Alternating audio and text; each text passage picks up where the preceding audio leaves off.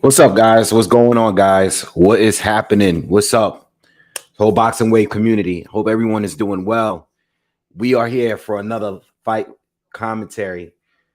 We are going to be covering Matias and Ponce. That's going to be fighting for the IBF, the vacant IBF title, down at 140. Okay. The preliminary fights that's free on YouTube are just about to end, and we're just going to be hanging out talking boxing up into the main card begins. All right, it's going to be on Showtime. All right. So until then, we're gonna just chat, like do what we normally do. We're just gonna chat boxing and chill out and wait for the main events to start. We got a pretty solid undercard. I think the night is gonna start off with Elvin Rodriguez fighting Joseph Adorno. And then we have Jamal James fighting Palmetto. And then we have the main event between Ponce and Matias, which should be a great fight. Shout out to everyone that's already in the chat. What's up, Charles Edward Cheese in the building? What's up, Tony? I am here. And TMP, what's happening with you, man? What's up? Um, Charles asked if I watched the Floyd Mayweather exhibition. So I watched it a little bit. Like I didn't watch it live, but I had it on like maybe like a half hour ago while I was just getting everything ready to go live and everything like that. I didn't watch the entire fight, but I watched the majority of it. Um, I mean, it seemed like another fight from what I saw. I mean, I didn't really care. Like, I don't really care for the exhibitions like that, especially with Floyd. Um, but it's good to see that he's still very, very sharp, you know. If they're willing to pay him to take these fights, do it, if they're gonna pay him and it's an easy check. I mean, as I'm watching it, like he looks like he's just having fun, he's toying around, and he when he goes in his corner, he doesn't sit down. Um, but I did see that there was an interview out there that said that he was like he might have injured his hand after the fight. So I don't know what that's all about. I'm not familiar with the opponent he faced. I believe this was Floyd's first fight in the UK. So look, if people are willing to pay to see him go to the event and everything and buy tickets and pay for this pay-per-view, then I have nothing against this. This really is really on him, you know. But I saw a little bit of it. I had it on in the background while I was doing other stuff. I don't really care for those fights like that. You know what I'm saying? He says, decent opponent, CPL steps above the YouTubers. Yeah, I mean, I'm not familiar with him, but I did watch some of it, and the guy wasn't bad, but it wasn't, I like how he was doing some of the showboating though. Like I like when Floyd was showboating a little bit. Like I saw him spin around in the ring, and like he's one of the greatest ever, but though watching those fights don't really give me any, like, it's not really entertaining to me like that. If I want to see Floyd fight, I just go back and watch his fights, his real fights. I rather watch his old fights and watch new, older Floyd fighting, either a YouTuber or another pro boxer that's not that good, or MMA fighter. Um, that's the way I look at it. Before I watch one of these newer fights where he's just like toying around with his opponents, I go back and watch old Floyd fights all the time. I'd rather just go back and watch an old Floyd fight than watch that. Just my opinion. Um, yeah. Pacquiao needs to do some exhibition. He was talking about coming back and facing Bud or EJ. I mean, he was supposed to do an exhibition. I think he did do an exhibition recently. Yeah, he did. He did do an exhibition. Maybe like was it like a month ago? He did do it. He does exhibitions. Yeah.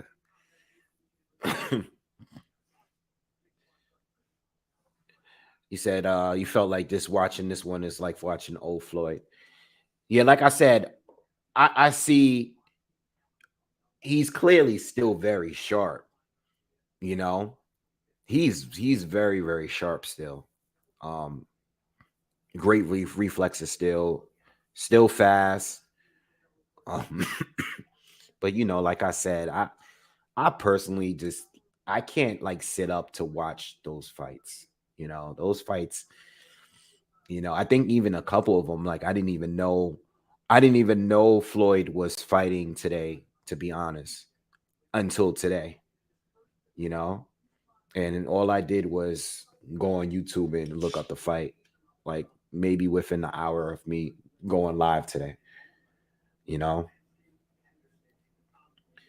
what's up, home wrecking knee knocker? He says, I don't think Spence should be a huge favorite against Thurman. I'm gonna put some cheese down on one time. Okay. Um,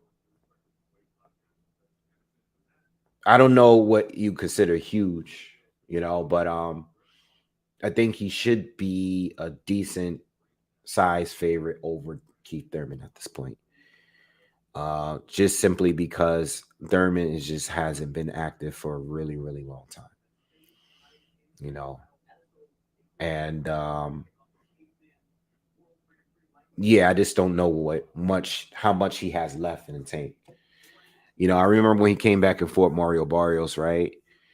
I remember him saying, like in a post-fight interviews, that he was excited and how excited he was and how he's looking to be more active and all of this stuff. And we don't see him again for another year. Um, and now there's this rumor going around that Spence and Bud is really going to fight each other. I don't believe that rumor at all. I think it will be Keith Thurman. I think that car accident that Spence was involved in recently might have delayed things. Of course, I would love Spence and Bud Crawford to fight each other, but if it is Keith Thurman, I'm expecting him to be a pretty decent favorite over Keith Thurman at this point.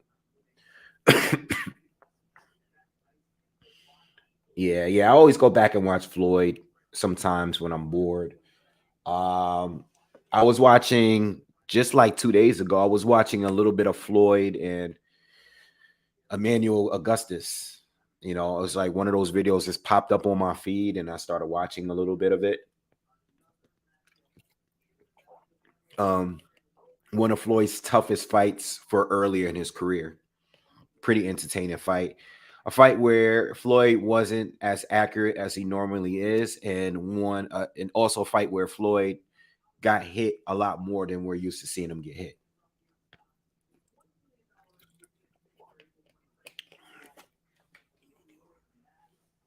Yeah, but so tonight we got a decent card. I'm sure there's not going to be a lot of people on tonight. Um, but I wanted to cover the card because it's a quality fight. This is a very good fight, and it has potential to be one of those great fights of the year. And I know we've been saying that a lot because we've been consistently getting very good fights, even though they're not big names. We've been consistently getting good fights almost every single weekend. And I think this fight could be it. And I think also the undercard, the fight between Adorno and Elvis Rodriguez should be a really, really good fight too. You know, um, so that should be a good card. I can't wait to see it. If you haven't seen the breakdown that I did, I know I did it last minute. I did it yesterday, but I'm leaning towards Matias winning the fight. But I think Ponce has a great chance of winning the fight. And another thing, I looked on Boxing Scene today, and I saw that they posted their like career punch stats or something, and there was a large amount of body shots, all right, made by Ponce. And I brought that up in a breakdown, but I didn't know the amount of body shots he threw was that high. And I've seen him punish fighters by going to the body. key thing with this fight, especially if Matthias is happening to lose this fight, because there's a good amount of people that think Matthias is going to lose tonight. Check out the body shots from Ponce. I think Ponce's body work in this fight, if he is going to have success in this fight, I think that's going to be one of the key things that's going to be the difference between the two. Um, and that is something that he definitely needs to do because we've seen Matthias slow down before. And going to that body will help him get to that point and slow down Matthias. What's good, D Style? What's good, my man? Thank you for the donation, man. Everything is great, man. I hope everything is good with you. This is one of my guys, OG in the YouTube. Guys, make sure you subscribe to D Style Boxing. And I should be on his panel pretty soon. I think we're out for this Thursday. D Style. I should be over there this Thursday talking boxing. But make sure you guys subscribe to the channel. Yeah, so it should be a really, really good fight tonight. Charles says, you was so right, man. Again, I owe you that. I swear to God, but Spence would have happened already. Yeah. Holmes says Thurman is still young and low mileage. He's an underrated good fighter, just didn't show up against Pac-Man. So people sleep on his key skills. I don't even want to take away what Pacquiao did by saying he didn't show up. I don't think it's that he didn't show up. I just think that Pacquiao was better that night. I think Keith Thurman showed up, and I also think that Keith Thurman finished the fight stronger. It just wasn't enough. Him getting hurt in a fight, starting off a little slow. I wouldn't say he didn't show up. I think Pacquiao was just better. And even though Pacquiao, even at that point, was past his prime, he was still very, very good at that time. And that's part of the reason why he lost the fight. So I wouldn't want to say he didn't show up. Charles says, by the way, Wave, finally started watching Boxing Gyms. Great stuff. Yeah, great channel. Definitely one of my top 3 channels. Shout out to Ryan from Boxing Gyms. That's my guy. I actually was just talking to him on the phone yesterday. Great dude, man. Very knowledgeable. And, he's educating the community, and that's what's good. He's teaching people about what we're seeing in the ring, about the sweet science. No clickbait videos, no just hatred videos, and no just dissing every other channel videos, and I think the YouTube community is no longer, we just talking about this, a lot of channels that's just out there just dissing other channels. I mean, if that's what you're into, that's cool, but you're not helping the community really. I mean, exposing a fraud here and there is cool, but it's gotten to a point now where it's just a bunch of channel beefs, and you're not really helping the sport. You're just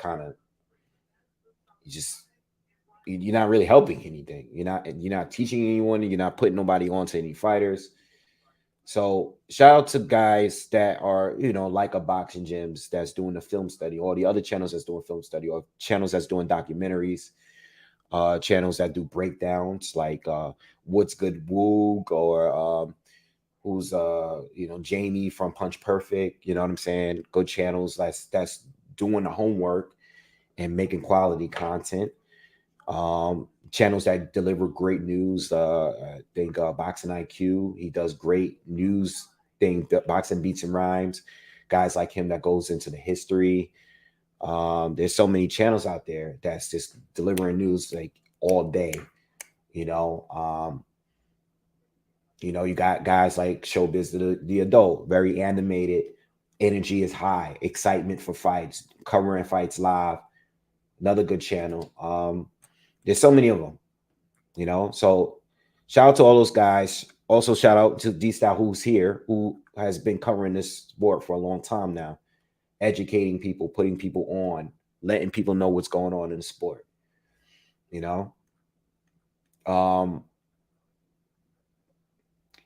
speak on that a little bit further, I think only one, because people don't really normally ask me about other channels too much anymore because they know I'm not gonna go at other channels. I just don't. I only talk about other channels if I'm giving them their props and respect. I don't diss other channels. I don't make content about channels. I don't really respond to channels that's diss me. There's been a good amount of channels that's diss me over the years, and I don't talk about them. But someone did ask me about Crawford and his tweet at Boxing Ego and Jesus, what's the other channel? Uh, you guys know in the comments, Boxing Eagle, and I forgot Fanon. Somebody asked me about that, and I said, not for nothing, and I get it, but Boxing Eagle and I don't know, I've never really watched Fanon like that, to be honest. So I can't tell you what kind of content he's making because I've never really like subscribed to him or anything like that.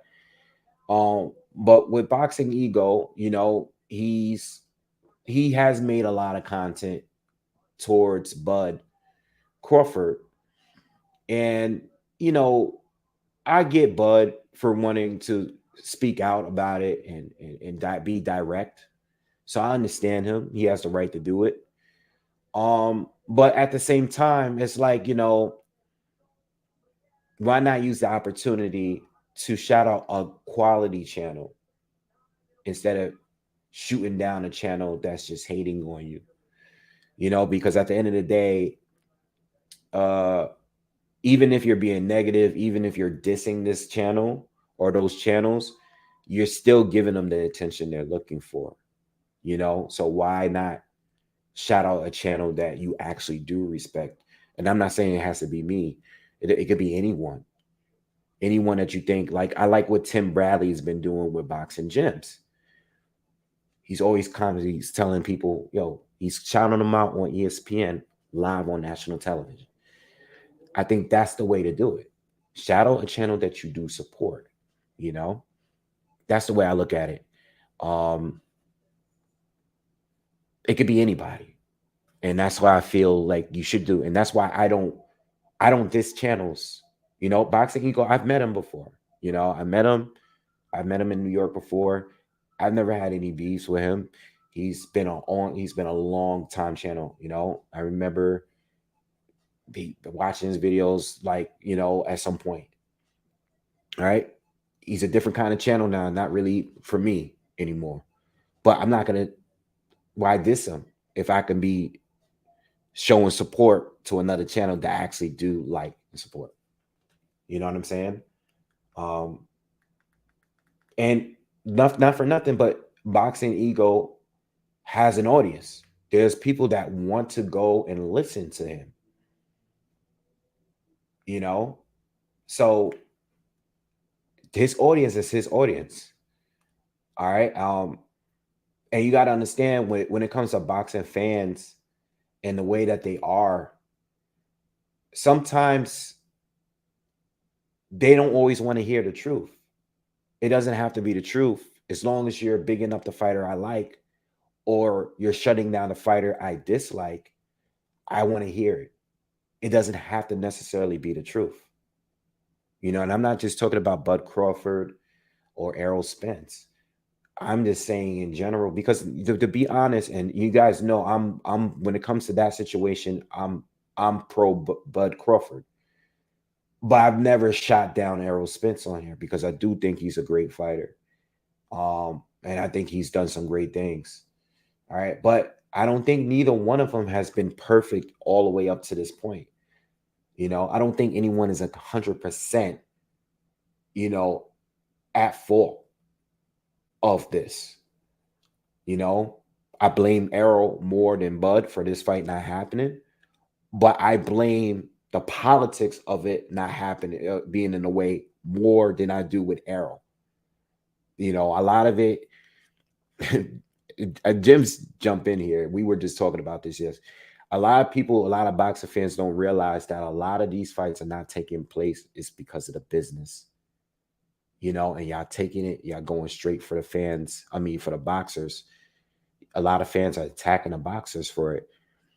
A lot of stuff don't happen because of the business, to be honest, man. A lot of these promoters, all right, are the reason why the fights are not happening. You know, between the promoters, the networks, those guys, they are the ones that's stopping a lot of fights that we want to see. People have been complaining all year so far. Hey, why we're not getting any big fights? Why we're not getting any big fights? Exactly. You think it's the fighters that's stopping the fights from happening? Do you think it's the fighters themselves? I think certain fighters are sitting out, purposely sitting out. But I think a lot of these fighters, they they want to be more active, but they can't. You know, they just can't. And I just can't make content all day, bashing fighters all day. I can't do it. I can't do it. Um, yeah, I know I just went on a tangent just now, but yeah, I'm always gonna big up channels that I actually do watch instead of just shutting down channels that I don't really respect like that or dislike like. You know what I'm saying? It's a waste of time. No, CMP, this fight, if we're talking about the fight tonight, if we're talking Matias and Ponce, this fight is an IBF vacant title fight. This is one of Josh Taylor's belts that he vacated. Okay. Holmes says Ponce gonna wear Matias down to the body, like you say, and get a TKO decision. I'm thinking it's very possible. It's very possible. Now, the main issue and what made me decide with Matias at the end is it wasn't strictly off ability or anything like that, because that's where I was stuck at. Because I seen what Ponce could do by doing, the field study that I did. I think Ponce is very capable of winning the fight. It's just I feel like Matias has just been in there tougher consistently. You know, 18 wins with 18 knockouts. He's knocked out everybody he's fought. I know he has one loss, but he eventually lost in stopping D1 Ananian, who beat him. He's been in there tougher every single fight. Whereas Ponce, the quality of opponents are just not on the same level as the guys that Matias is facing. And Matias is stopping better fighters.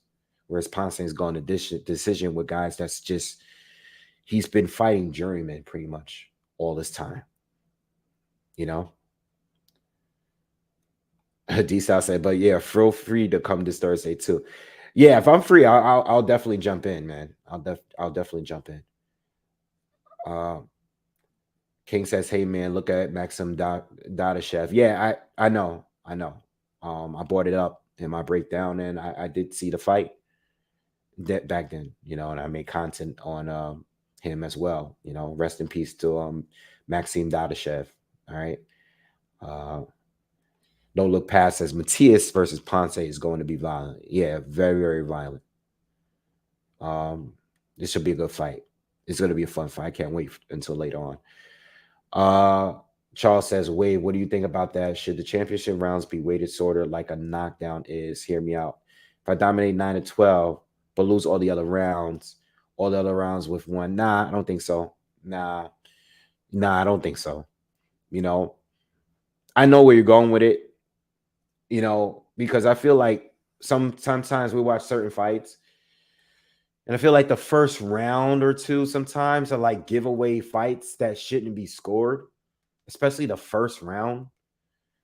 Sometimes I feel like the first round shouldn't be counted a lot in a lot of fights. It's like all the time, not all the time, but it's like a 10-10 round in many, many fights. But judges still score it that way. Some judges are just more focused on the championship rounds and how you finish. And that's the thing with boxing. It's like the way you have three people just basing the fight outcome of the fight based on how they see it.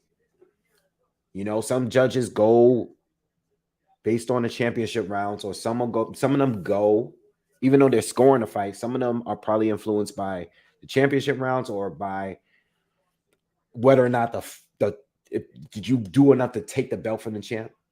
You know, there's certain things that can influence a judge. You know,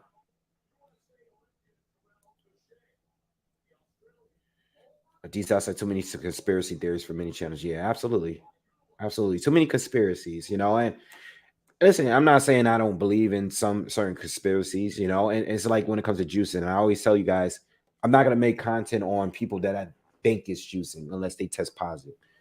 Now, have I been suspicious of certain fighters for juicing? Absolutely. All right, but I'm not going to just go out here and start making, theories, conspiracy theories without knowing the truth because it's not fair. Because what if I'm wrong?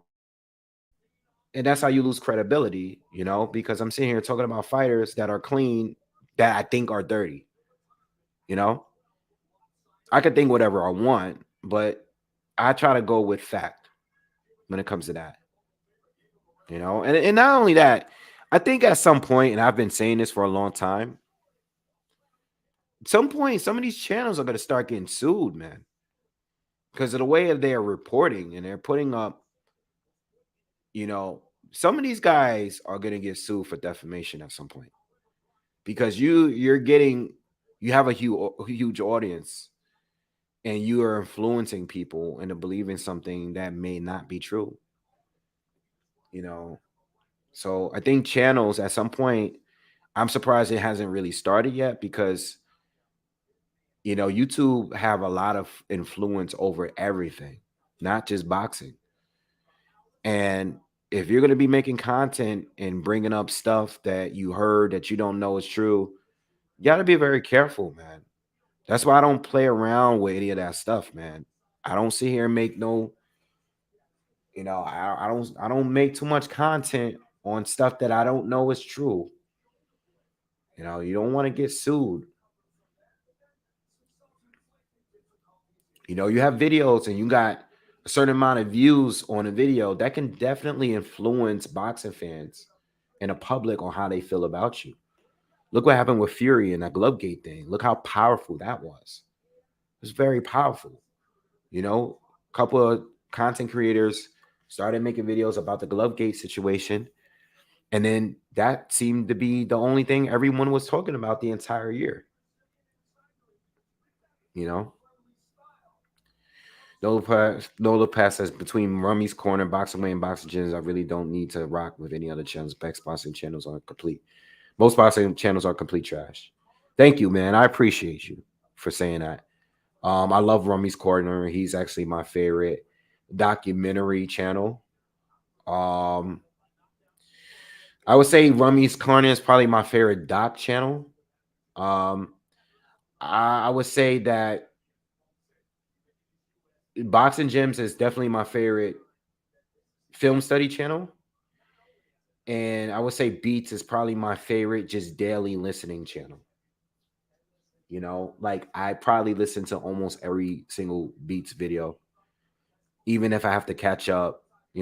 Sometimes I'll go a couple weeks without listening, but then I'll backtrack and listen to him because I like just the way he does it because he can grab in from any different time.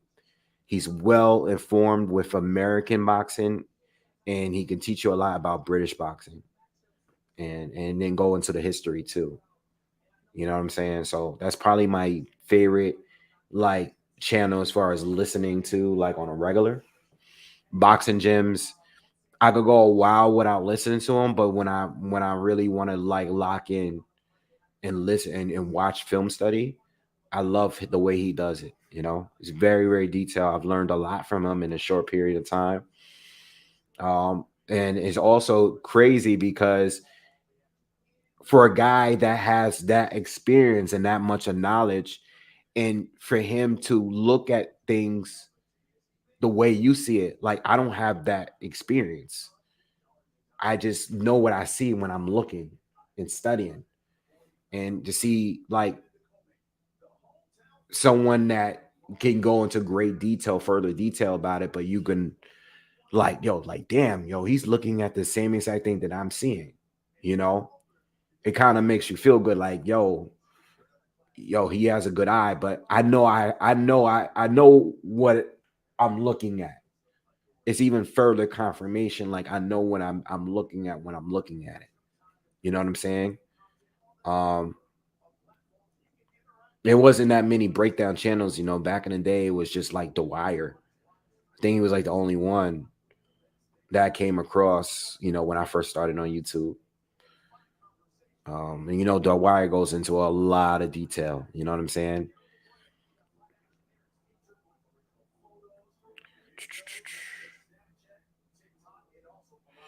No Lopez says Crawford did an ego for non as well, Redudo. Those dudes literally get on YouTube and just make shit up. Yeah, like I said, listen, if he felt like he needed to do it, that's cool, you know. But if it was me, I probably wouldn't have said anything. I probably just would have just bigged up a channel that I actually support. That's just the way I move. I would just ignore, like, I don't like shining light on people that I feel like are not positive, you know.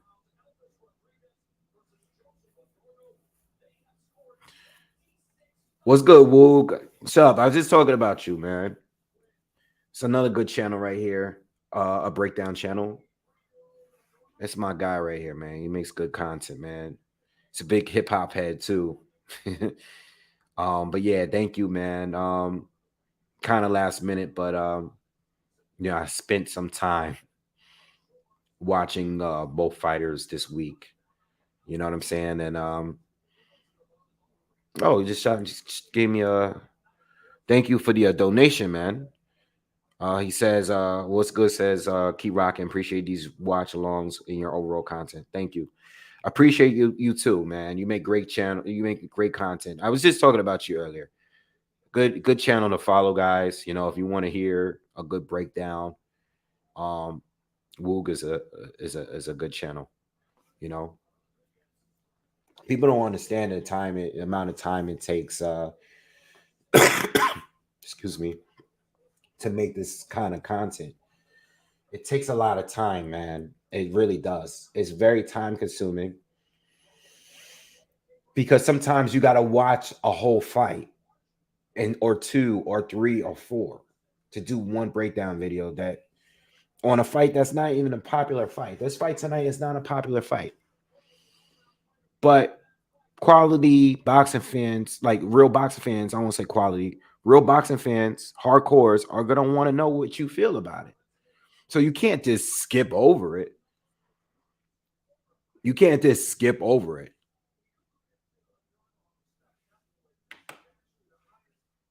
You know? All right, so Elvis Rodriguez and Joseph Adorno they're both in the ring now. All right. This should be a really, really good fight. I've watched Adorno fight a good amount of fights. He gave Jermaine Ortiz hell, hurt him, knocked him down. Elvis was one of Top Rank's biggest prospects until he took an L, and I think they dropped him after that. And now he's been fighting over the PBC. All right, but this should be a really, really good scrap. I just don't know what Adorno could really do at 140 though, because he's kind of small. I mean, and I don't even think he's been at 140 for that long. But this should be a good fight.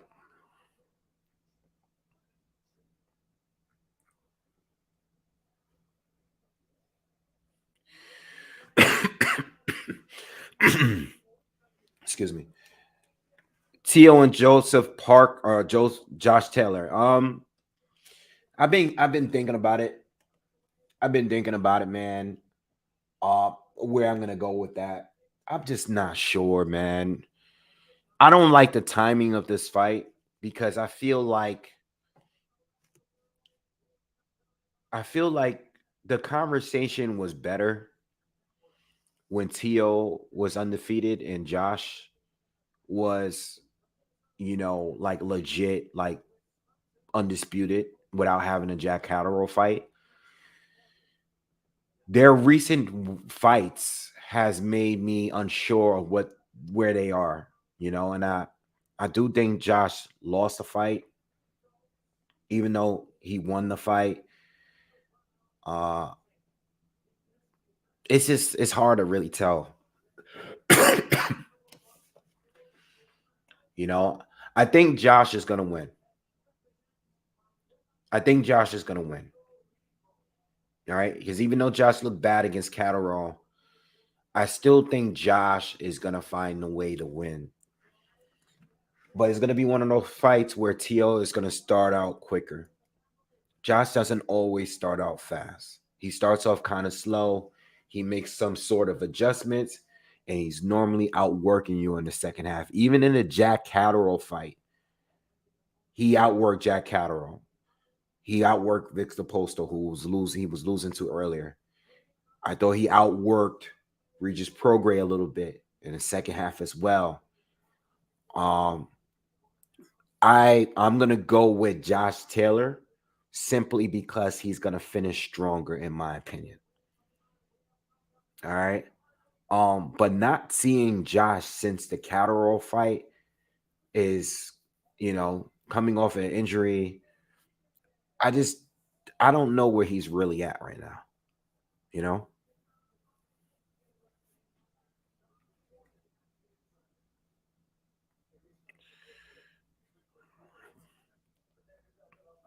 All right, round one is about to begin.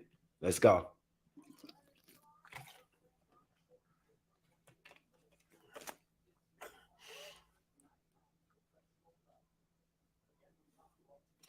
Ralph says, Wave, I'm concerned about Taylor possibly being drained. Yeah, that's definitely a possibility too. That's a real thing. That's a real thing because he should have definitely been up at welterweight by now.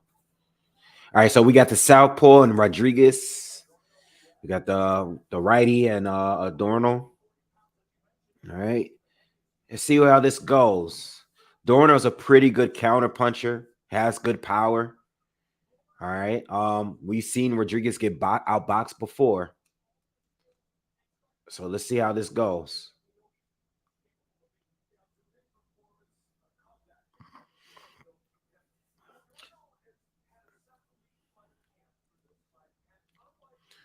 Rodriguez is gonna have to, in my opinion, he's gonna have to take some chances. He's the bigger man.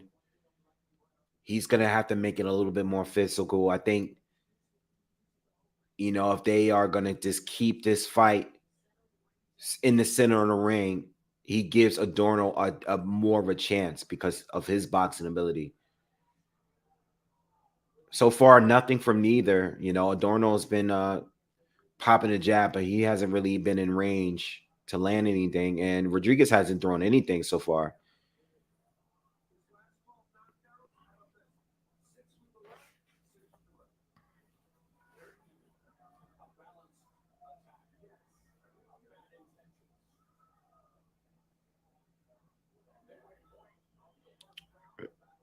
I don't know what Rodriguez is waiting for. He's not throwing anything. Crowd is starting to get, boos a little bit. Still nothing from Rodriguez. Not much from Adorno neither. Showing way too much respect this first round so far.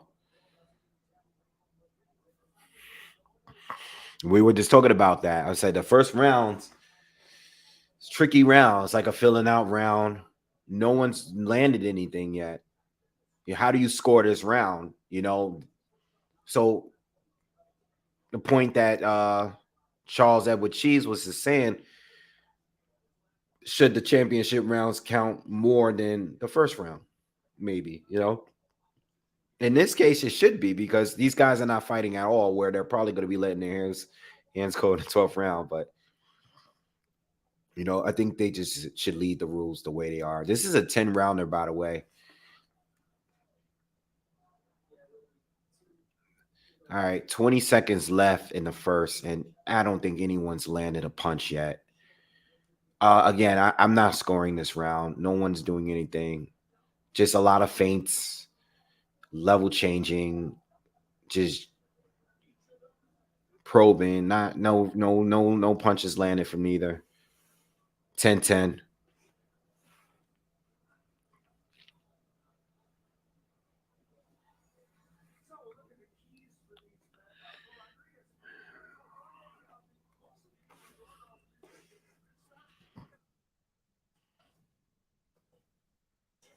So hopefully, hopefully these guys actually fight because this is a good matchup. I wouldn't want it to be a disappointing fight because no one wants to let their hands go.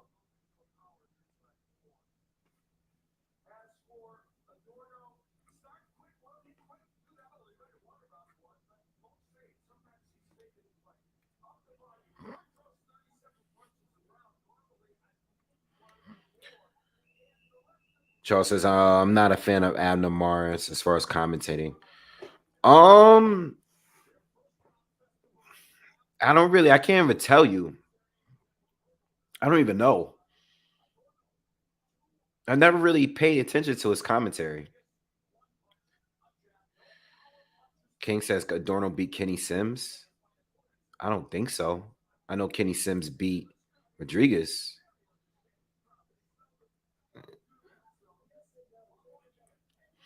All right, so we're in round two, and these guys are still playing tag.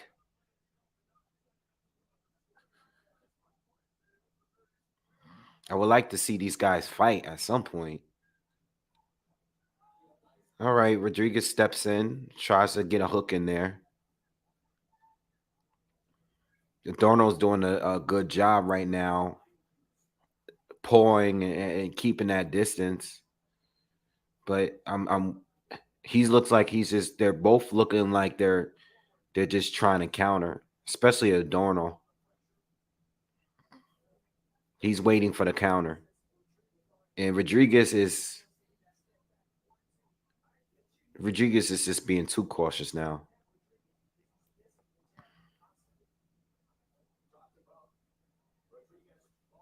Okay. Clean right hand lands to the body of Rodriguez. Cleanest shot of the fight so far.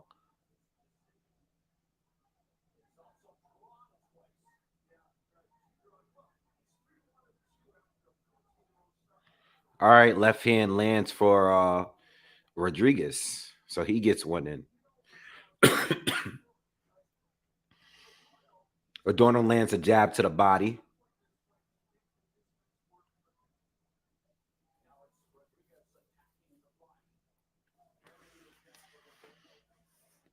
Still a lot of feinting and stuff. Not much action here in the second. A little bit more than the first, but all right. Rodriguez goes to the body again. Lands a left and a right to the body.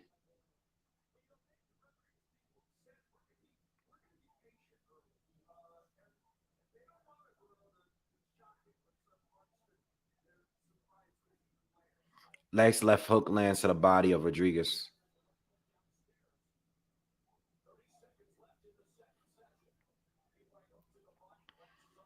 Another round with not much action. Dorno steps in, shoots a right hand, but I think that was blocked. That didn't land. 15 seconds left in the second.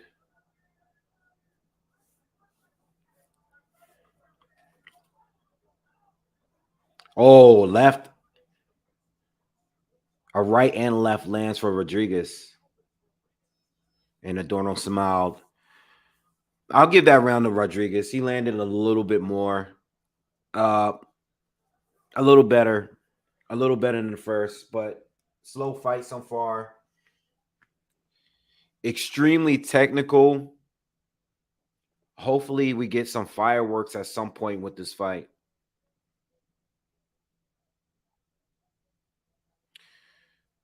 I'm still recovering, man, but I have my like drinks here and there. I might do a shot with you guys later. I might do one. No, Tony, I didn't score the first round. Neither one of them landed. Neither one of them really threw much of anything. 10-10 round for me. Second round, I'm going to give to Rodriguez, though.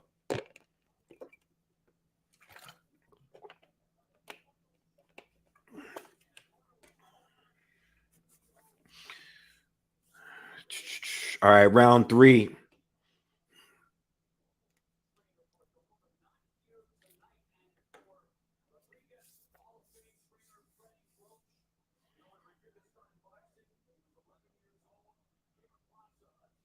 Come on, let's get it. Let's get it. Let's get it. Let's fight, guys. Let's go. Like, let's come on. Like, let's get it. Let's get it going. Don't do that, man. You know, because if this was a local fight for me, this is like the kind of fight I would go to. This is a good fight. You can get great tickets. This is a fight you go to live. You get great seats. You won't have to pay that much. This is a fight that you go to live. You get the best tickets that you can buy close up.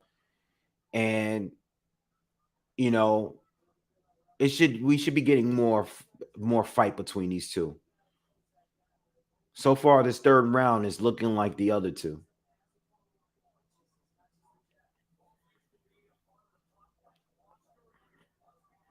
Rodriguez steps in, throws a combination. He got him with a right hand to the body. Adorno just caught him with a left hook to the body.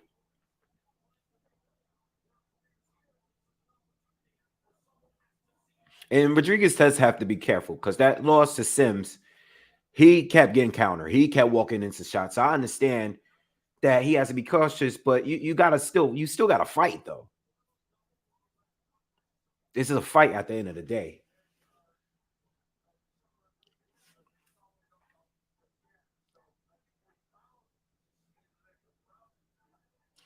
Yeah, Adorno making Rodriguez fight his fight, King, but Adorno is not scoring neither. Like he's waiting too long. You know, he caught him with a right hand to the body just now. You're right. You're right. You know, but you know how these judges, if we're scoring these fights based on just two or three punches landed per round, you know, these judges are weird. You know, they can pick the winner based off the aggressiveness. And Rodriguez is kind of more aggressive, but Adorno's having a better round because he's landed more than Rodriguez this time around. He's been consistently landing to the body. Rodriguez caught him with a check right hook, but Adorno did sneak a right hand to the body again. Adorno's been landing more in this round, though, so far. Well, I mean, the round is pretty much done now. Adorno land two straight right hands. So I have it scored. First round, 10-10 round, swing round. Second round, I gave the Rodriguez. Third round, gave to Adorno. That's the way I have it so far.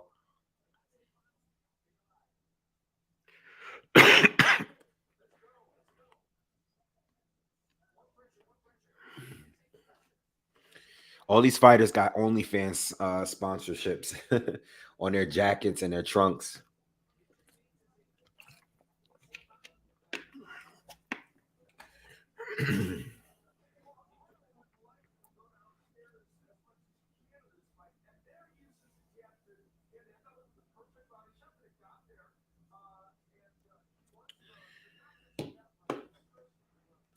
Yeah, so I got it 1-1-1 so far in these three rounds.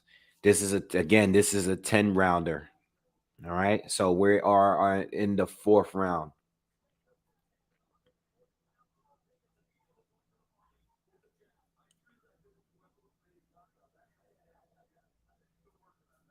Please, if you haven't already, guys, if you are here, let's get those likes up, man. Everyone that's in the chat room, please hit the thumbs up for me. Let's get these likes up.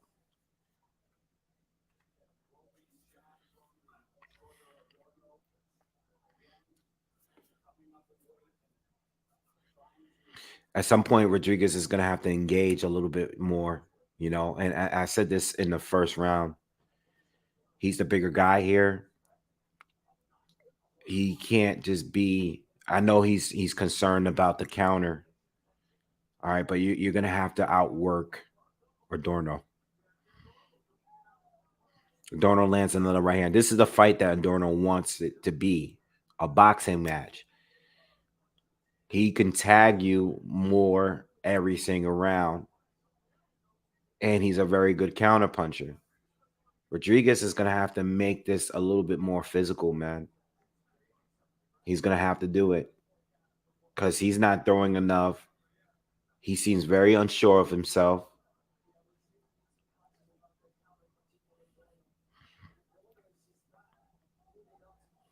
They both land jabs. We're halfway through the fourth.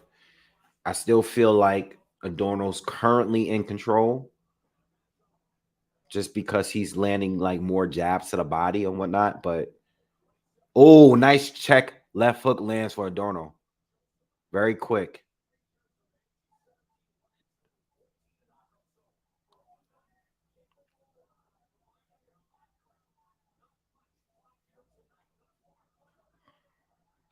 Adorno caught him with a right hand counter as Rodriguez he lunged in with a left hand and got countered.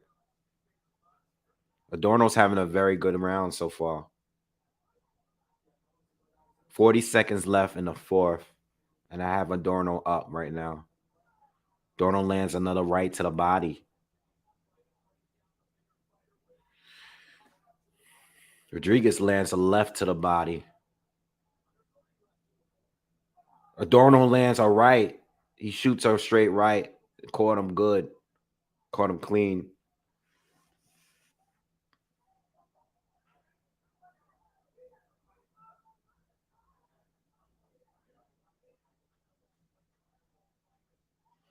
Adorno lands another right to the body. And they both go into a firefight. Okay. Nice combinations.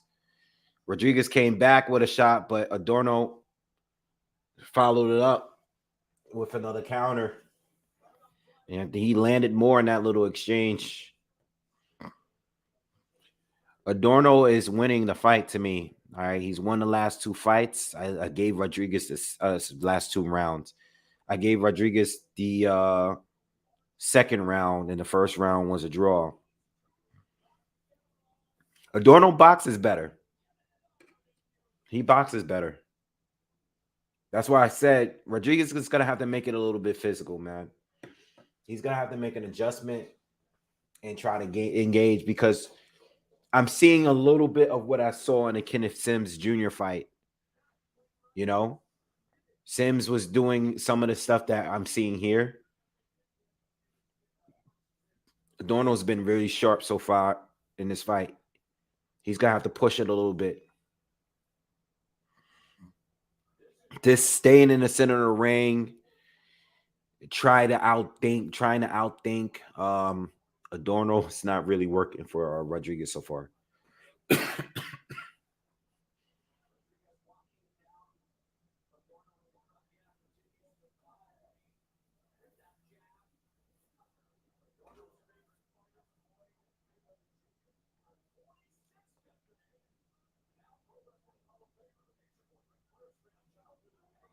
Sweeping left hook lands for Rodriguez, barely. I think it might have grazed him. Right hook, I'm sorry about that.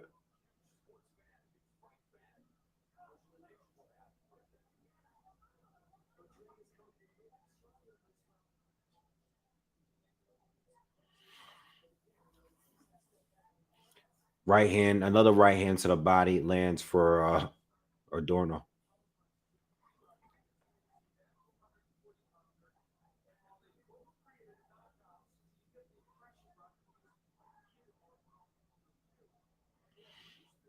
I don't know what's up with Rodriguez, man. Nice body, nice combinations to the body lands for him. He's gonna have to get it going. Adorno lands another right to the body. Halfway through the fifth so far. Still anyone's round. Not a lot of action.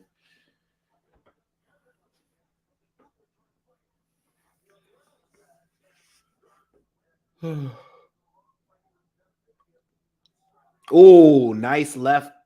Two lefts land for Adorno. Rodriguez tried to counter him with a right hand, but Adorno got out of the way of it.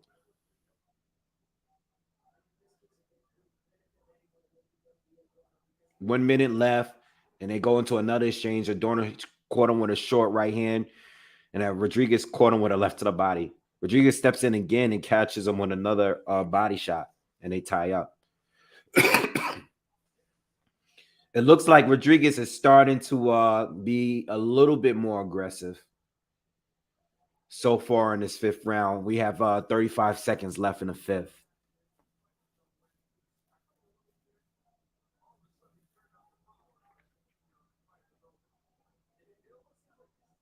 Elvis steps in again, lands another combo. Adorno lands another right to the body.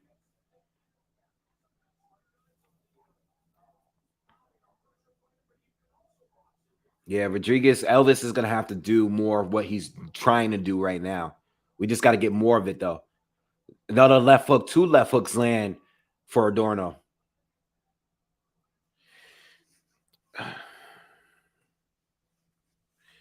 I think Adorno's winning this, man. I think Elvis was trying to do something here. Oh, he did catch him with that right hook. Okay. I think Elvis is doing more this round. Like, I think he's starting to get it, but he needs to do it more often. That body shot was low, but it bounced off his elbow.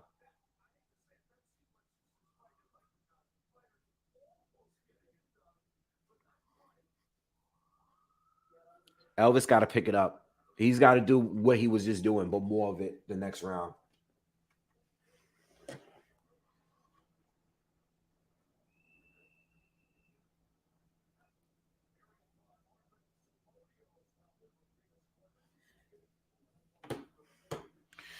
All right, we are in the sixth round.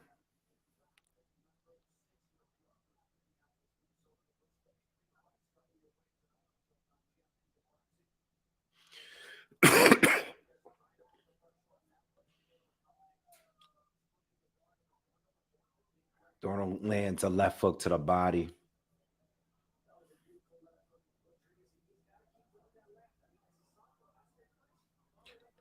Okay, okay. Elvis comes in. He lands a right and a left. And they tie up.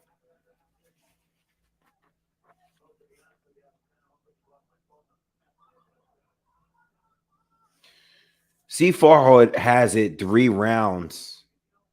Three rounds for. Oh! Rodriguez goes down. No? Wait. Wait. No, I seen a check left hook. Rodriguez went down through the ropes, but the judge, the ref is saying it was a slip. I don't know. Maybe they'll show it in a replay. Oh, they both trade hooks, but I think Rodriguez caught him with a harder hook there, and this fight is starting to get messy. They got to go back to that. I gotta see what happened there. All right, you're starting to get some drama here. Oh, big right hook lands for Adorno, and Rodriguez is seem to be woken up from that one. So now we're getting the fight, y'all. They fighting now. Finally, 6 rounds in, we're actually getting a fight here.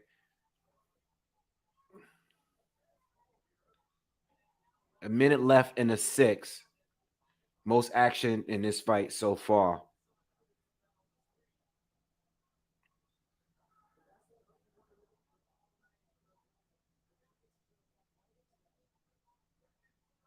I think that right hand that Adorno landed earlier. Or Rodriguez is going to win a right. Oh, left hook to the body, left hook on top lands for Adorno.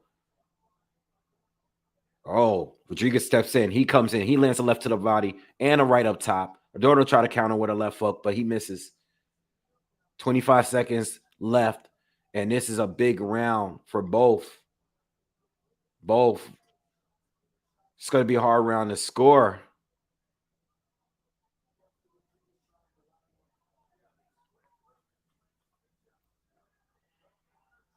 It's a hard round to score, man. But I'm trying to figure out if that first punch should have been a knockdown.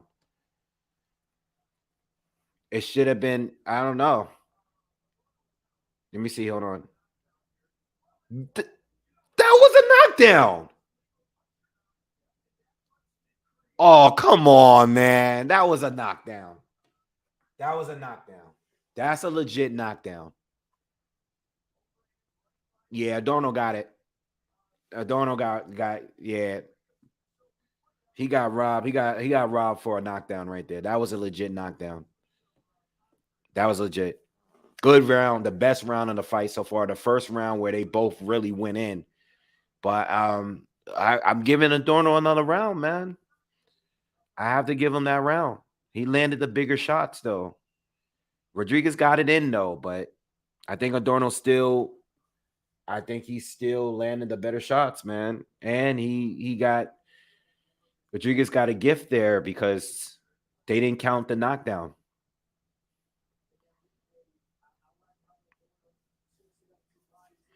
Yeah, that's a legit clean knockdown.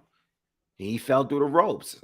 He wasn't hurt, but it was a clean knockdown. I don't know why they didn't score that, but I'm giving Adorno the round. He landed that and a bigger right hand. Rodriguez is not winning this fight. I think there's only one clear round that I gave him. That was clear.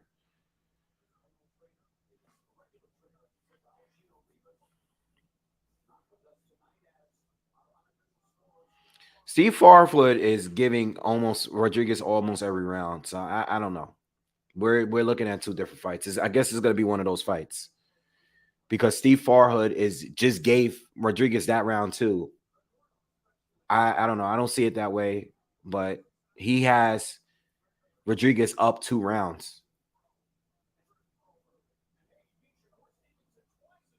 Like I like Elvis and everything, but he's not winning this fight in my opinion.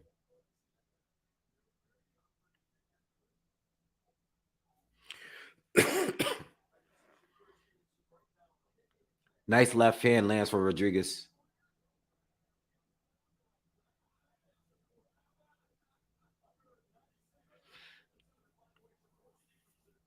Oh, whoa! Rodriguez caught him with a combination of big right hand. Adorno's hurt, and the ref had to step in and counter. The ref waited way too long to start the score of the knockdown. Adorno is down, and he got hit a lot while being down, but I don't think his gloves touched. His knees didn't touch the canvas, and his glove might have not touched the canvas, but he was down and hurt. Monster. Yo, Rodriguez caught him. Oh, caught him with a right hook. Oh, caught Adorno again. Adorno's hurt. He's trying to fight back, though, but Rodriguez is starting to land a lot of shots now. Adorno should tie up at this point, or he's gonna get knocked down. 40 seconds to left. There's a lot of time in this round, and Rodriguez is landing a lot of shots here. He landed a couple uppercuts just now. He's landing a lot of shots but around the guard. But Rodriguez is starting to take some shots here too. 30 seconds left in the seventh. All action.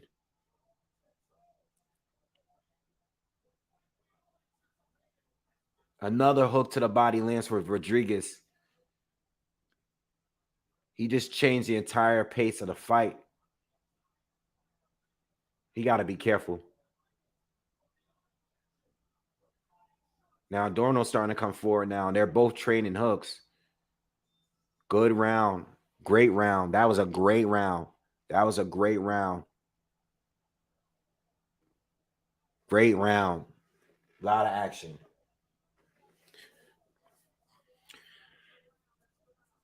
All right, so big round for Elvis Rodriguez. Was able to score a knockdown and land some big shots with that. But Adorno did come back. All right, they're showing a replay. Yeah, Rodriguez landed a monster right hand. Oh, you know what it is? Adorno started to go down. His knees buckled.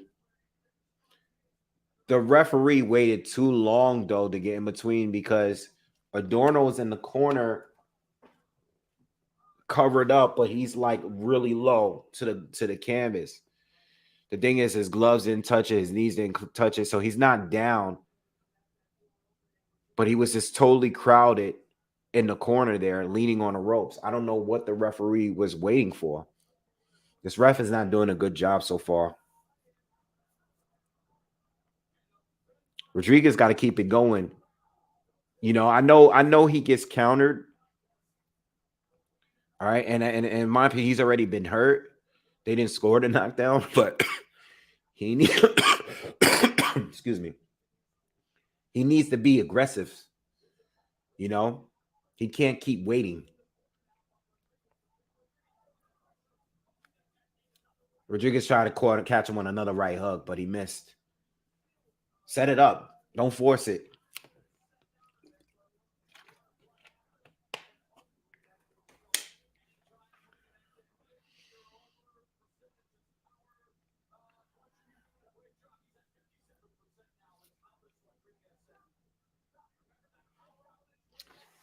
Elvis is looking for blood now.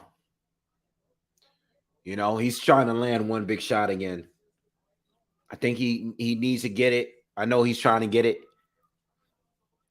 Just set it up.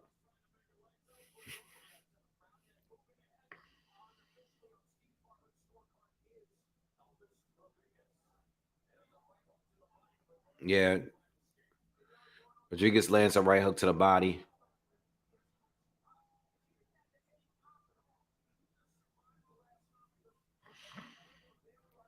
Oh, big left hand lands from Rodriguez. He's starting to really now he's starting to get like he's awake now. Like he's starting to fight. Adorno tags him with a right to the body.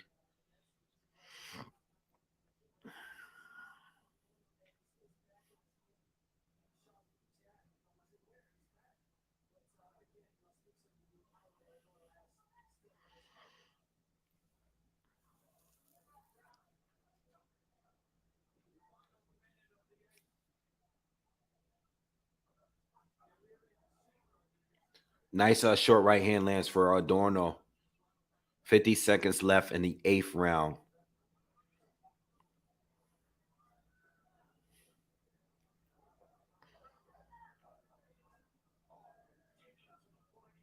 Yeah, nice body shot lands for Rodriguez.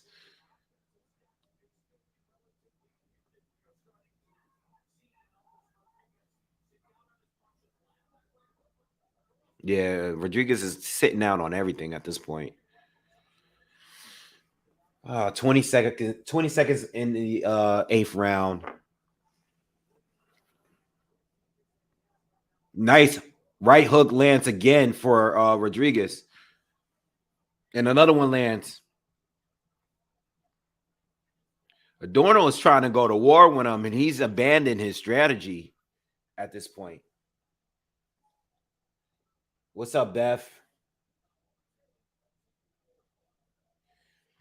I don't think Rodriguez's hands are slow. I think he's sitting down on everything he's throwing. You know, everything. He's sitting down on everything he's throwing.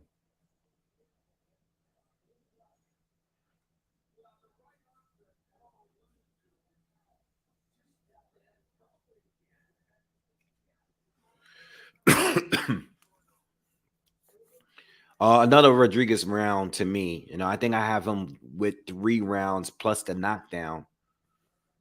So could be his fight at this point.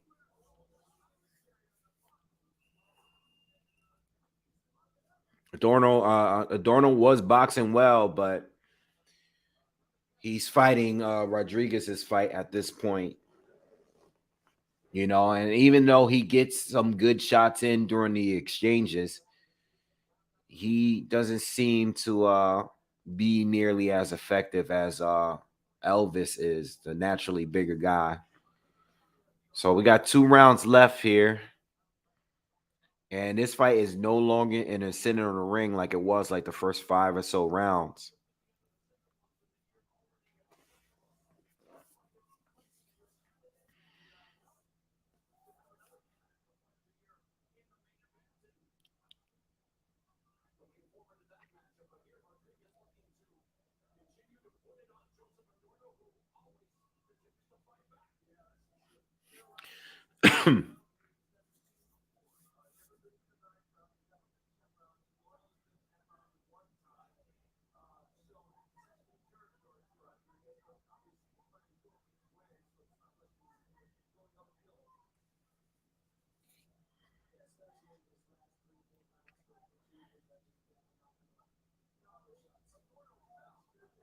Oh, nice left hand lands for Rodriguez.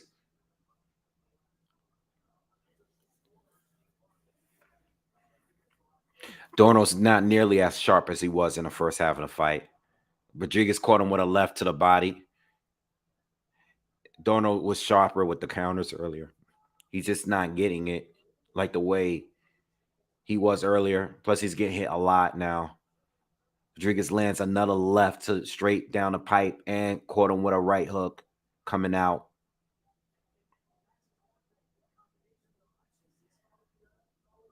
Another left hand lands for Rodriguez. He's just landing at will now. Again, Adorno on his counters, not nearly as sharp as before.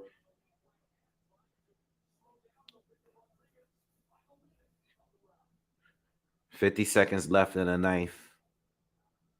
And Rodriguez is having another good round. This is going to be like his fourth round in a row that I'm going to give to him. And he got Adorno cornered now, landed a combination. Adorno lands a right to the body.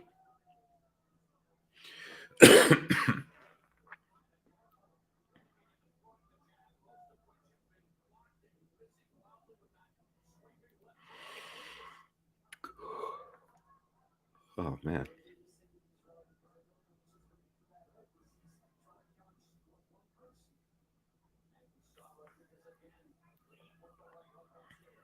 All right, 10 seconds left. Another Rodriguez round. Looks like Dorno's going to probably need a knockout to win at this point. Yeah. Well, at least the fight started. You know, it took a long time to get there, but at least we got a fight. Still think Adorno dropped him, though. If they had scored that knockdown, it would be, you know, a toss-up who's winning this fight.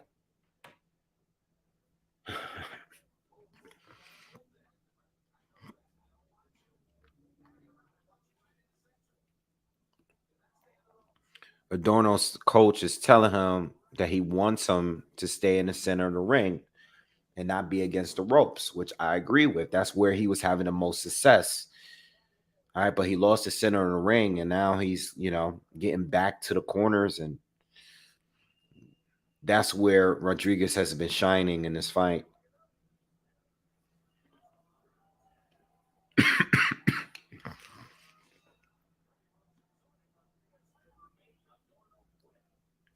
All right, final round, y'all.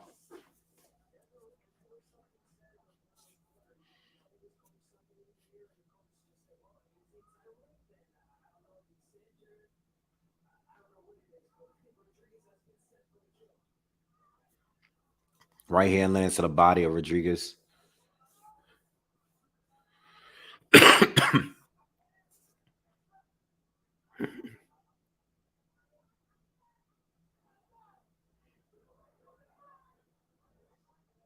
Another right hand lands for Adorno.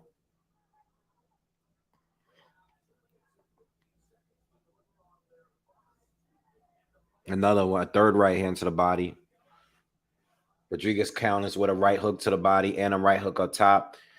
Adorno responds with a short left hand.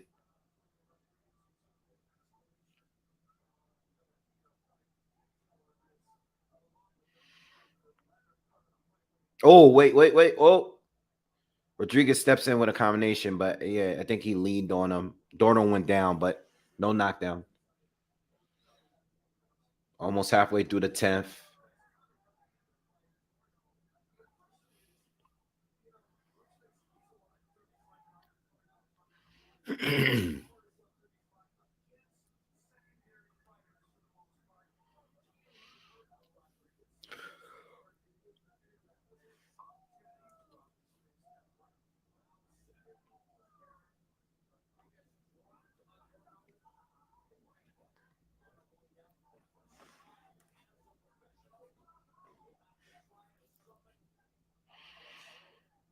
Mm.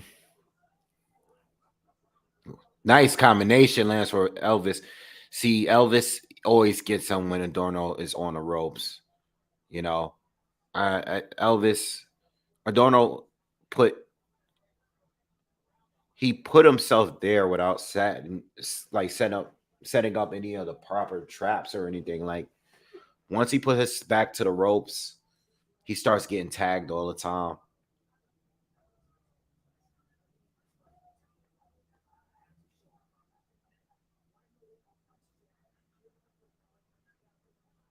He's having a decent round though. 25 seconds left in the fight. Oh, another Adorno slips. Wow. Adorno did slip in the corner, but I think Rodriguez did land a shot, and the ref is scoring it a knockdown. I'm not saying that wasn't a knockdown at all because I think a punch did land, but he did look like it slipped. But at the same time, I still think Adorno got robbed of a knockdown. I think he did land a knockdown earlier in the fight. Give me 1 second, guys. I'm just going to run to the bathroom real quick.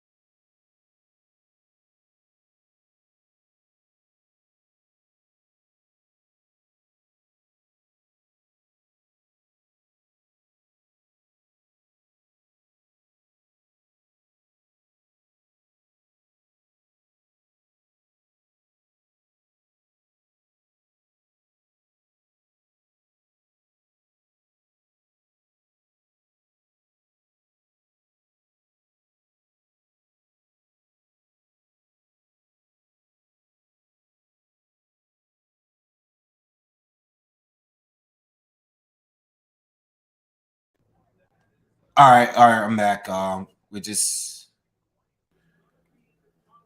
waiting for the final decision here.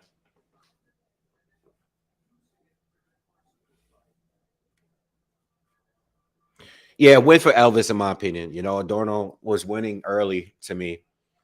All right, but not having that knockdown scored and giving up the just about the entire second half of the fight is no way he won this fight. He got outworked. And once he abandoned his game plan and once the fight was no longer in the center of the ring, it was over. You know? What's my prediction for the main event? I'm leaning towards Matthias winning, you know. But I'm not sure. I'm just picking him straight up. I don't know if he's gonna win off points or decision. You know, I think this is pretty close to being a 50-50 fight between him and Ponce. But I'm picking Matias. I'm thinking like 55-45 for Matias. Should be a good fight though. All right, but I did put a little bit of money on Ponce tonight. Just a little bit because I think he has a chance, especially if he is to hurt Matias to the body. I think that's going to be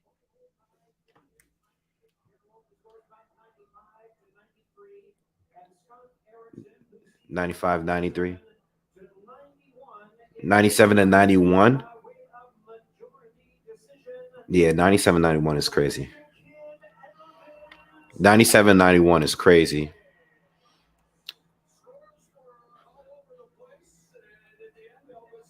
I'm cool with 95, 93, but 97, 91 is crazy.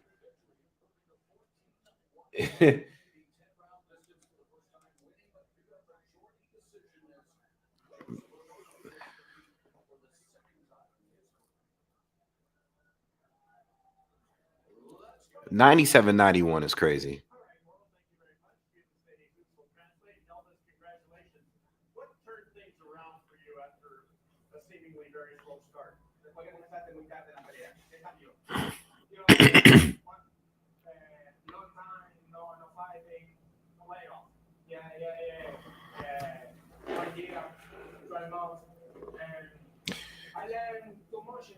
Yeah, I think like with Matthias, I haven't seen anyone really go at him like to the body.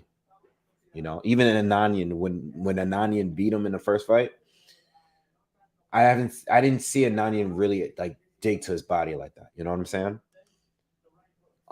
So I think Ponce's chances of winning the fight is based on the body work that he, the straight body attack. Because I've seen him stop guys going to the body. You know, he's a good body puncher. All right, I just don't know how much punishing he could take because Matthias is I think a lot of it has to do with like who's coming forward too. Because if Matthias is coming forward and Ponce can't stand his ground, he's gonna be in trouble. If he's forced to fight on his back foot, then he might be in trouble. I don't think the odds should be as wide as they are. I think Matthias is like a 4-1 favorite or something like that. I think Ponce is a real like live dog.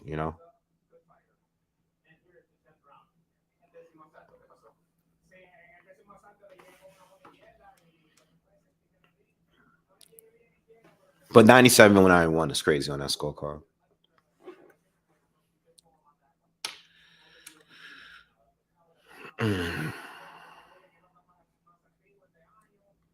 So next fight up is between Jamal James and Alberto Palmetto. I'm not familiar with Palmetto. I'm looking him up now. I'm not familiar with him, so I can't tell you anything on that. Jamal James hasn't fought since he lost to Butayev, which was back in 2010. All right, so we haven't seen Jamal James in the ring for a long time. This is gonna be a 10 rounder. Most likely is gonna go all 10 rounds. Jamal James is not a power puncher by any means. Alberto Palmetta, Argentinian fighter. He's 18 wins with 13 knockouts and only one loss. He was stopped in the 5th round in 2017. I'm not familiar with him, so I don't know, but we'll see what we got. I know the Argentinian fighters are really tough. A lot of them have power. And Palmetto is a southpaw.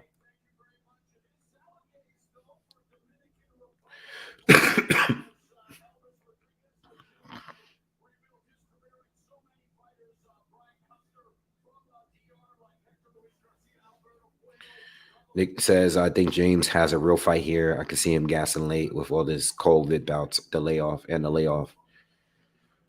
Yeah, I mean he hasn't been in the ring in a long time, and he's coming up for a loss. We just gotta wait and see.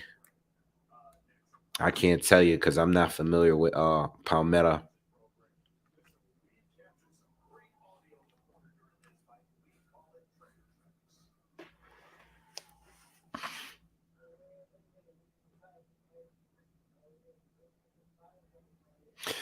To be honest though, to be perfectly honest, like watching Elvis tonight, good win. Very good win. Um still needs work though. Still needs a lot of work.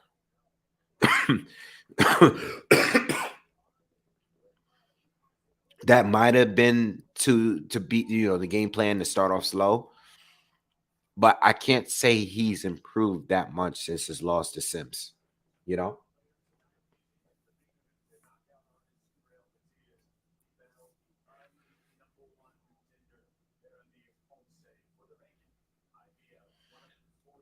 Yeah, but I think Matias is I think Matias, the opponents he faced were better than the one that Ponce's faced.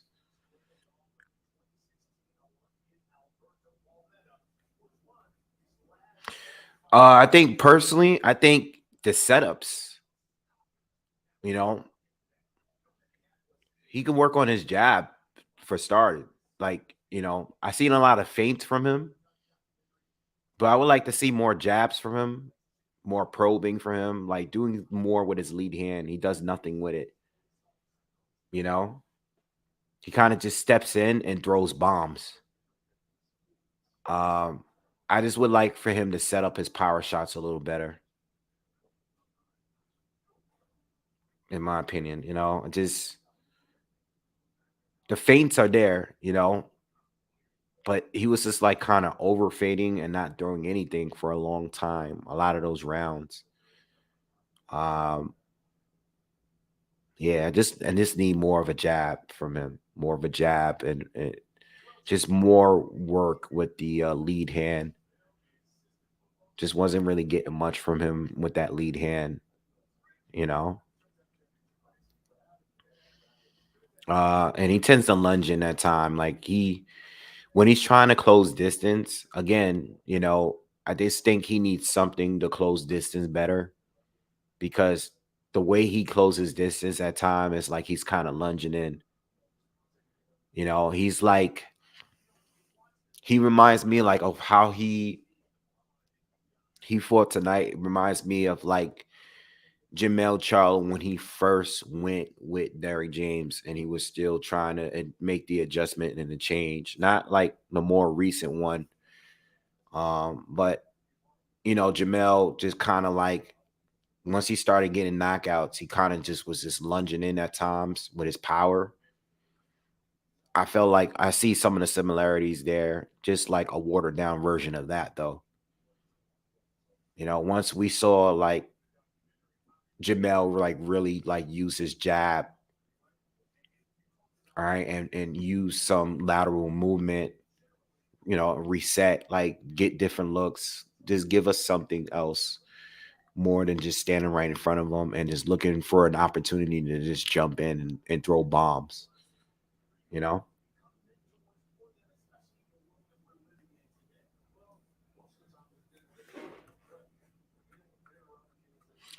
I mean, I'm not going to argue all day about who. I mean, I think Matthias has fought better fighters than Ponce. If you want to dismiss that argument, then that's fine. Matthias has fought better fighters than Ponce up to this point. Is that going to be the main thing on why he will win the fight? It could be, or it might not be at all. It might not be a factor at all. You know, I said it in a breakdown. Ponce, a lot of fighters step up when they fight, when they step up in opposition. So we might see the very best of Jeremias Ponce tonight against the best fighter he's fought. But no, I do not think that he's fought better people than Matthias.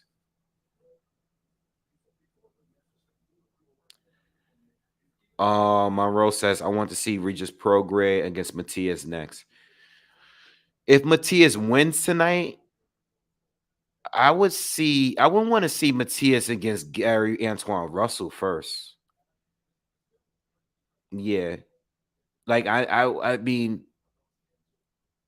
of course I would want to see a unification match. And if they can make that fight happen, that's cool. But if he is to win tonight, I'm not I'm not thinking Regis Prograis automatically. And if I am, it's based on the fact that they're both champions. You know what I'm saying? But I'm like when I watch Matias fight, I think of like Russell and seeing like a war between two guys that are pressure fighters. Like that's the fight that I've been thinking of when I see Matias fight. I like to see him fight Gary Antoine Russell. If he is to win tonight, though. Who else is at that division?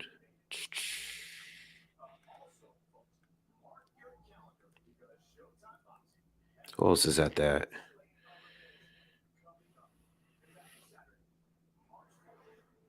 Hmm.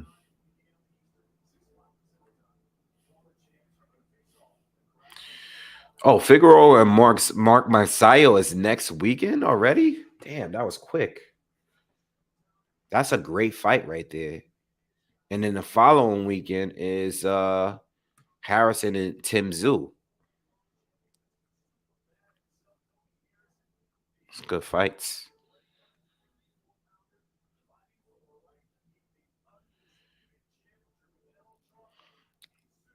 I wonder who Jose Ramirez is going to fight at some point.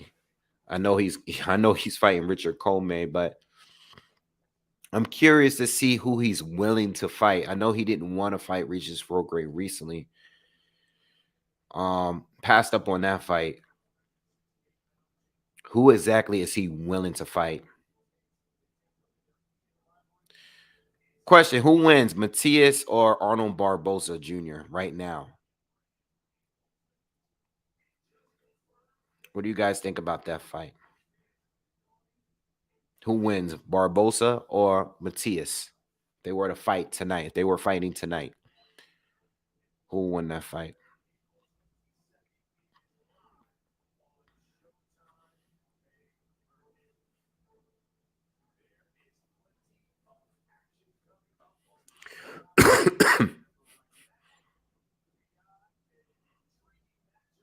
What's up, Daniel? Shout out to the UK in the building. So we're waiting for the Jamal James fight to start. Palmetto is in the ring. We're waiting for Jamal James to enter the ring. I don't believe he's in the ring yet.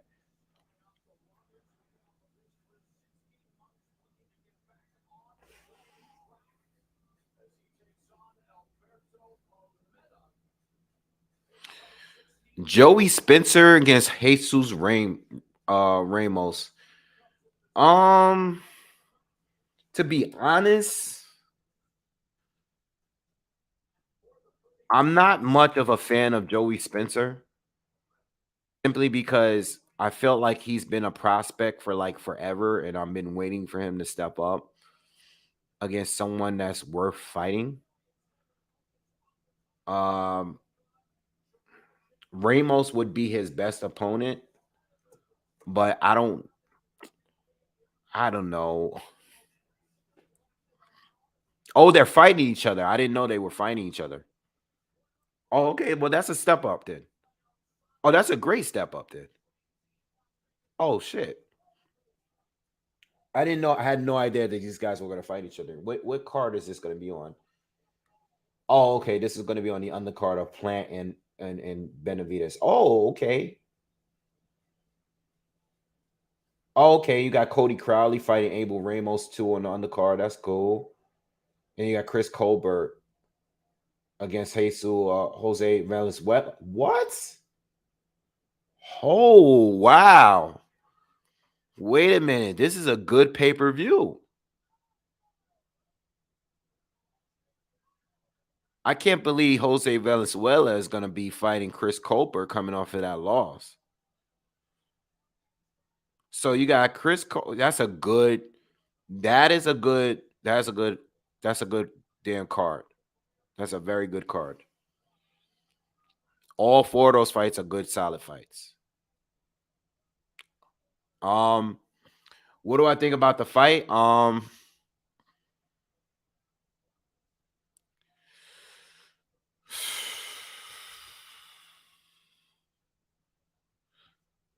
don't know, man. I'm leaning towards Spencer.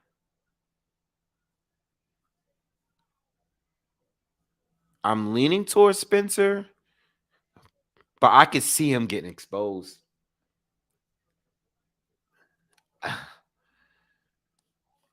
Ramos didn't look great in that last fight he was in. Luke Santa Maria, I remember watching that fight. Didn't look good.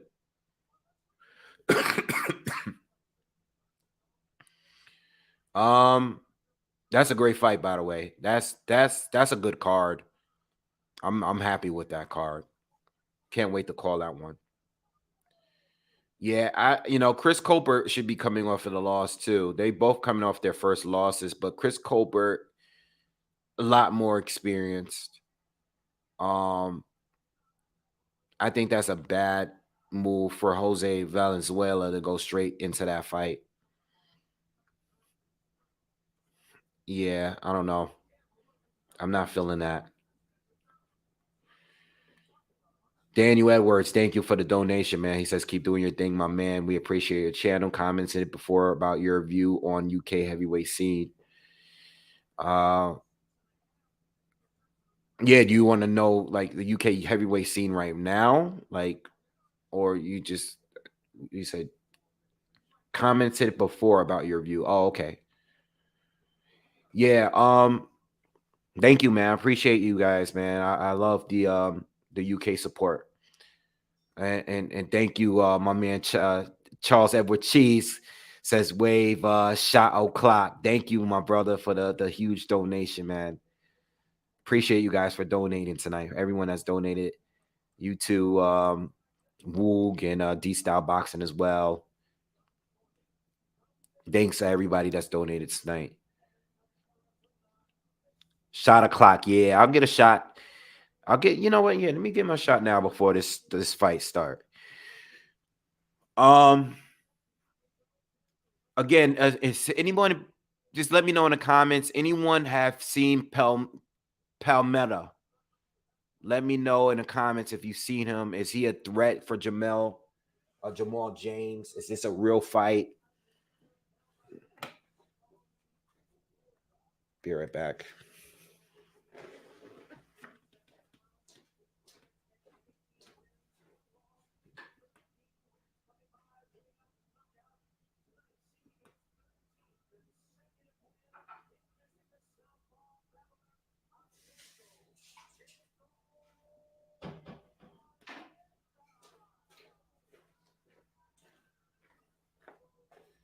All right. Since we got a couple UK heads in here, figure get my little London shot glass, and I am into the Pavito, the Maestro Dobel Pavito tequila. It's like this is like my favorite tequila that's under $100. Yes, my favorite by far. Try it out. Hard to find though, very hard to find, but it's been my favorite for the last year or so, year and a half. This is my go-to whenever I can find it.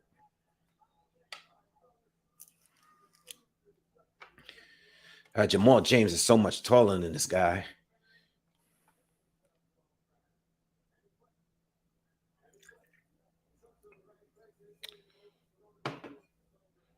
All right, cheers, guys.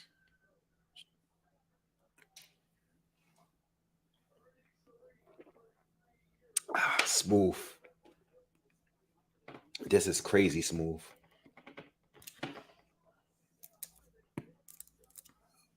All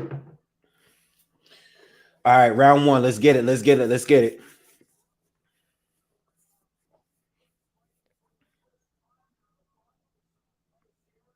All right, so this is James' first time in the ring. He's had like a 16-month layoff since the Butayev loss. And I think he was stopped in that fight. Yeah, he was stopped in that fight. That was the fight that set up the Stanionis fight with Butayev. So James, very tall, very long, definitely lets his hands go, but likes to control the distance. He's so much taller than Palmetto. Palmetto, he has to do so much to get. I mean, even so far in this fight, because James he's throwing punches, he's throwing a lot of right hands, right crosses. He's going to the body, and he's constantly working his jab. Nice overhand right counter from Palmetto. Palmetto's just trying to get low. He's trying to close the gap with his jab. and get in. Nice sweeping right hook lands for Palmetto and left foot hand.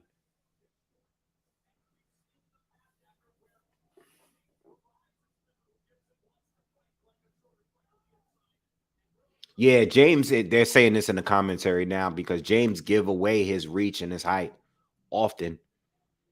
He likes to engage in trade at times. Nice right hand to the body lands for James. Halfway through the first round so far.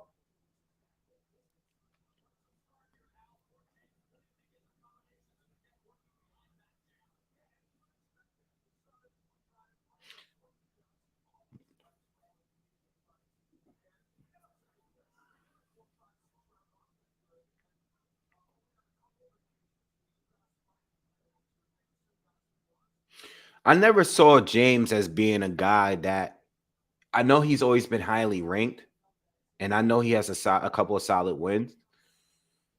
But I never viewed him as being like a potential like top welterweight. Like I've always seen him outside of the top 10.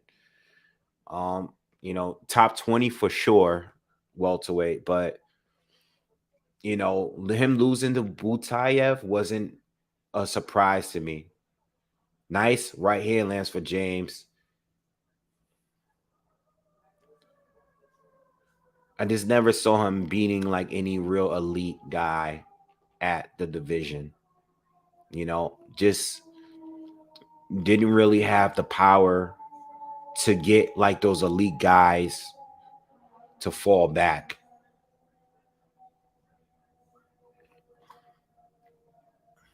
Good round for James, though. Good round.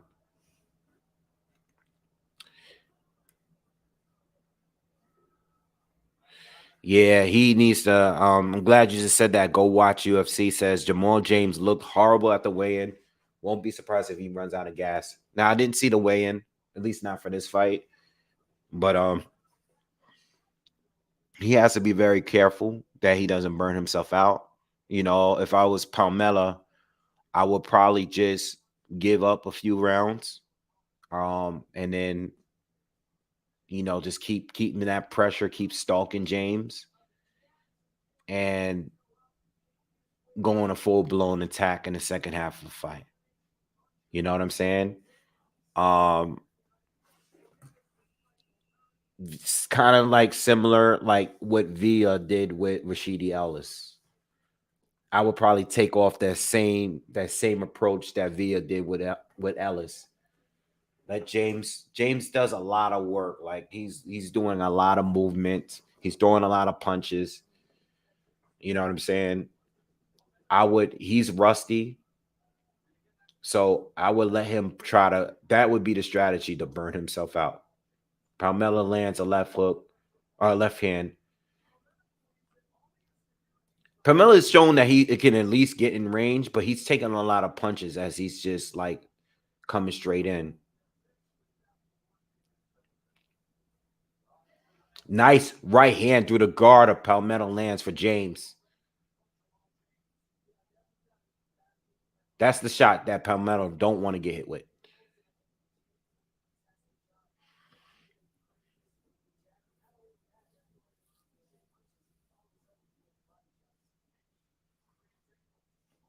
Nice hook from Palmetto. He needs to throw. That's what he needs, though. He needs to counter. He needs to take that jab away from James.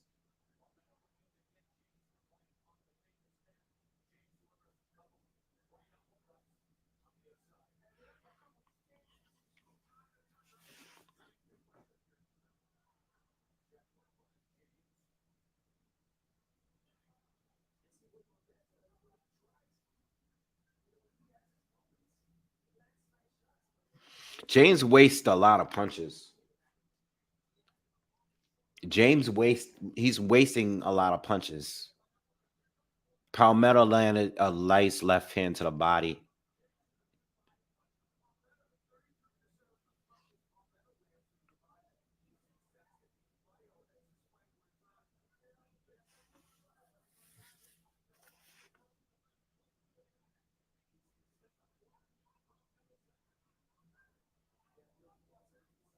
Ooh, big left hand. They both trade hooks, but I think Palmetto's left was a little bit more stronger. It looked like it was more effective. 45 seconds left in the second round.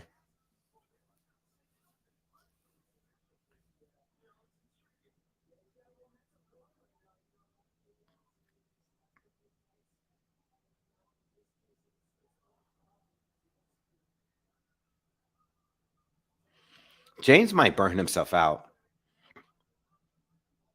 I'm just saying it now. It might not be a factor. It might not matter because Palmetto might not be that guy that's going to really fully take advantage of it. But James might punch himself out. I just feel like he's wasting a lot of. I think he's throwing a lot of unnecessary punches. You know, I don't know. Let me know what you guys think in the comments. He's just, I don't know. He's winning the fight, but it's like he's just wasting a lot of punches. You know, not. He's just throwing anything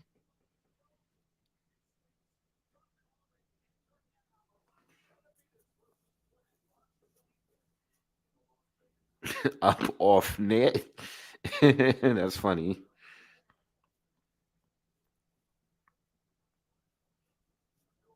Danny says tough fight for him to come back off layoff. Must back himself or want this payoff. Seems up for the fight though. Well matched, unlike UK cards.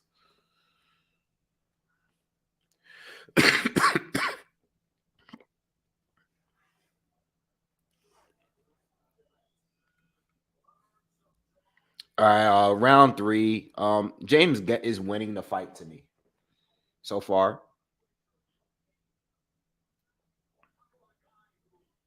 just because he's out throwing and out landing. But Palmetto has gotten inside and he's landing some good shots too.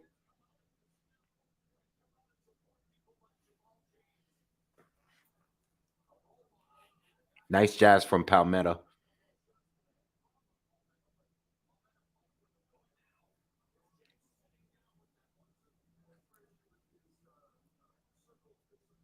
Nice hook from James.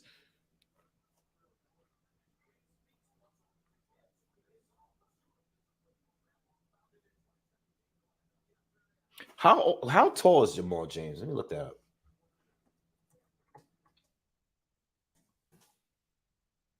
Oh, big right hand lands for James.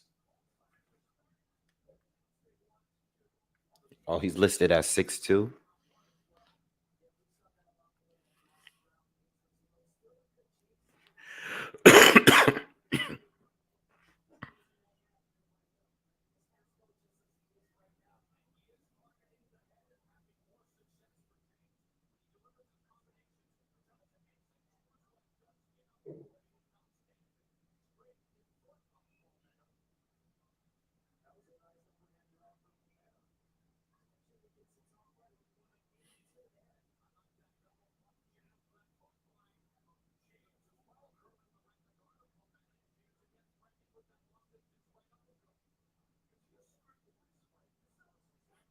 All right, Palmetto is starting to really get in on him though.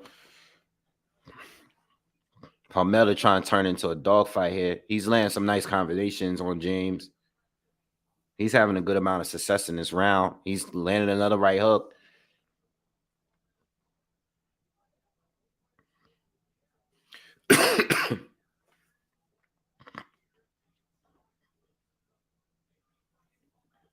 Palmetto lands another left hand.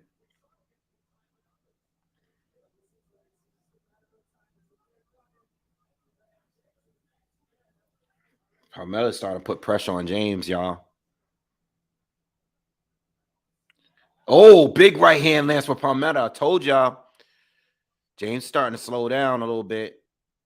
He's throwing way too many punches too soon. And Palmetto is winning this round to me.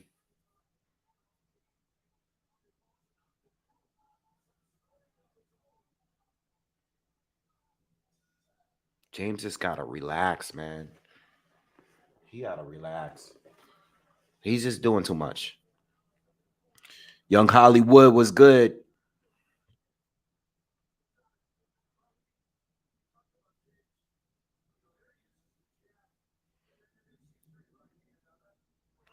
I gave Palmetto that round, y'all.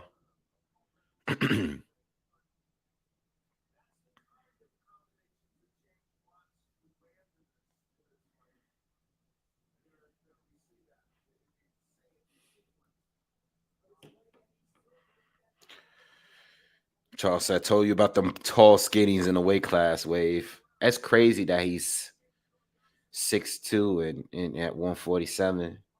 But we seen crazier.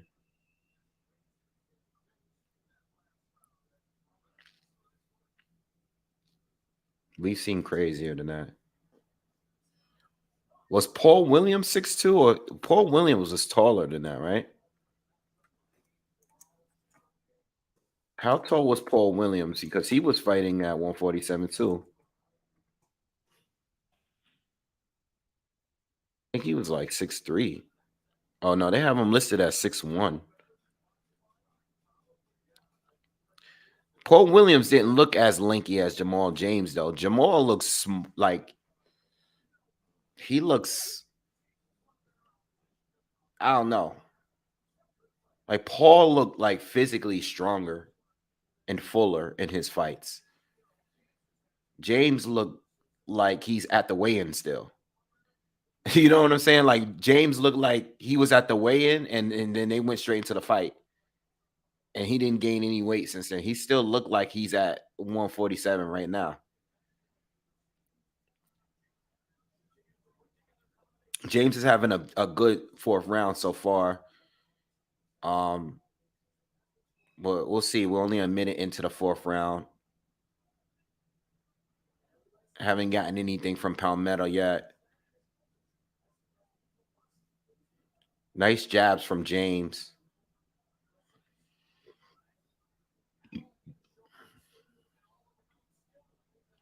Halfway through the fourth. It's been all James so far. Palmetto's starting to get in now. He caught him with a couple of jabs, caught him with a left hand, caught him with another left hand.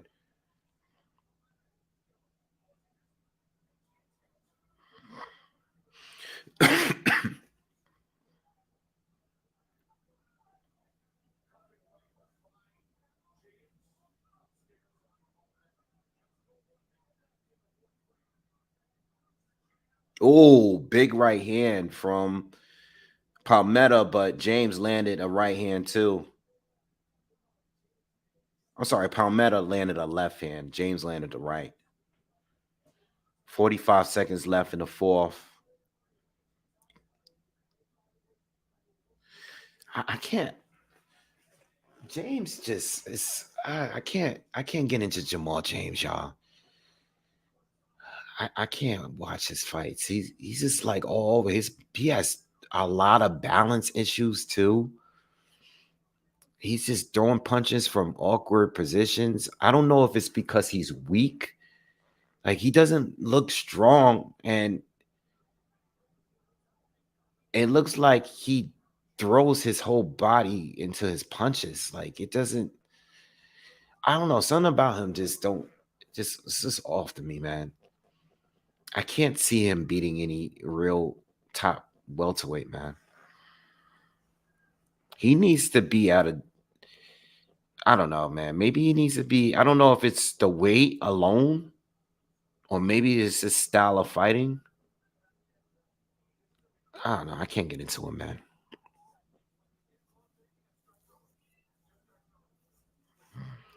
Woog said he looked at least 6'3" against Carlos Quintana, Sean Mitchell, and others. Yeah, I remember watching the Carlos Quintana fight live. I remember watching that fight. And Carlos just kept hitting them with the same like right hand over and over again.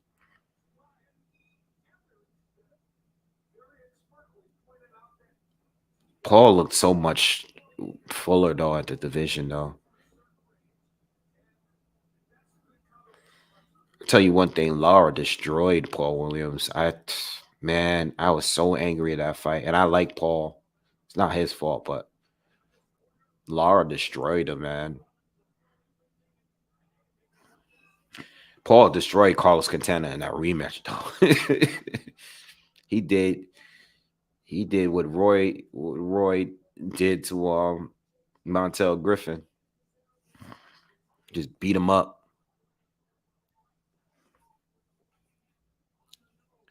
Fundora's a weird guy because Fundora doesn't use his.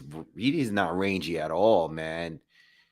He's a straight up inside fighter. Yeah, all that height and reach for nothing. Lubin had to learn real quick that he should have been fighting a distant fight. What's up, Maker? What's good with you?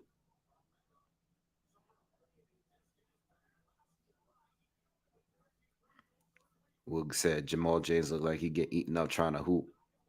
Imagine playing perimeter defense.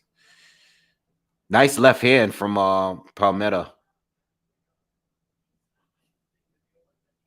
See, the thing is, Palmetto.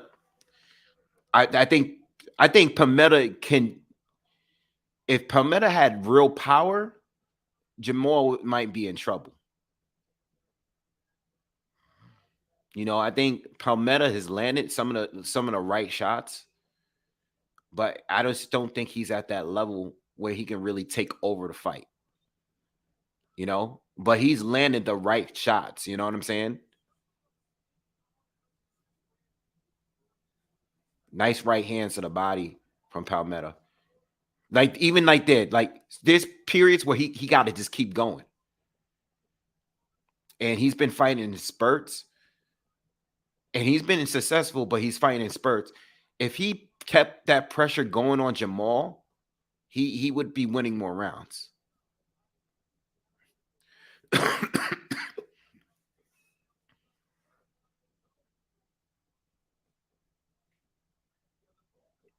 I gave Palmetto the third round. I think he's having a good fifth round so far. So it depending, it's 30 seconds left in his fifth. He's having a pretty solid fifth round too. Not a good fight though. James looked like he's starting to gas now though.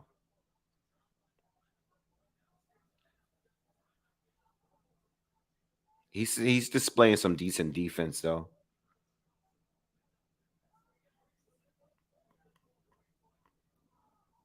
Palmetto reminds me of Kiko Martinez a little bit, like the way he be walking.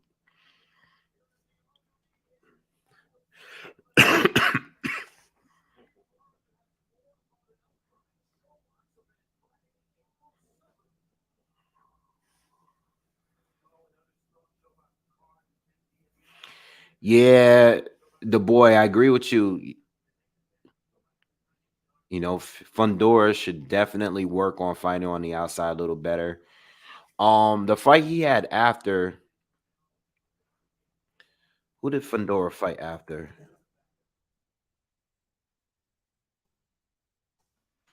Or even maybe even the Lubin fight. Was it the Lubin fight or after that?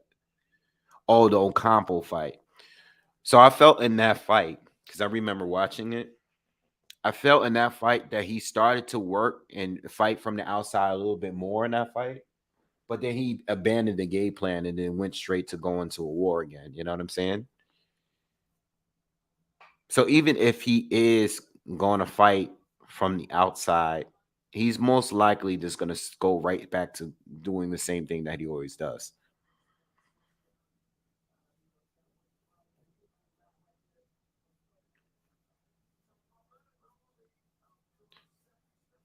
Yeah, I saw some of the Abdul Kakarot fight, but I had it playing while I was like doing other stuff. I didn't watch the whole fight, but I saw that towards the last final rounds that he was getting outworked. Steve Farhood gave James every round except the third. I think that was a round that I gave Palmetto. I think Palmetto might have gotten a fifth round too, but that one was a lot more debatable.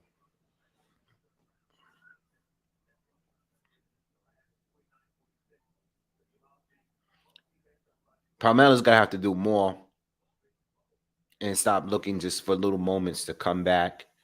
He's gonna have to work more, and I don't think he's gonna work anymore.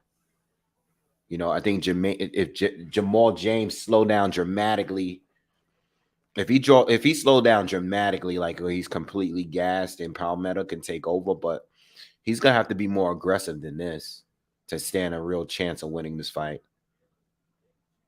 Yeah, James, I can't watch him. He's spinning around like I can't watch him. Jamal James fight. It's not easy on the eye to watch him. Watching him fight, you know, and even tonight, even more so tonight because he is rusty. He is rusty. He doesn't look strong. I can't. I I don't know. I feel like they're gonna feed him to like a Boots Ennis or something soon. Look, his balance is just it's just an ugly way. I hate to talk bad about these fighters, but his watching him fight, he has such an ugly style.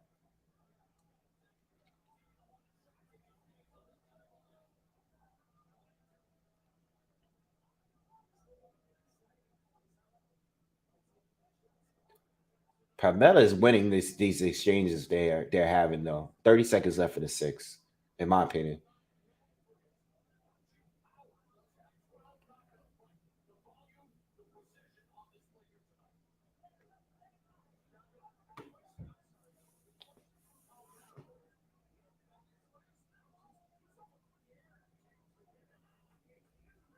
You know who he is?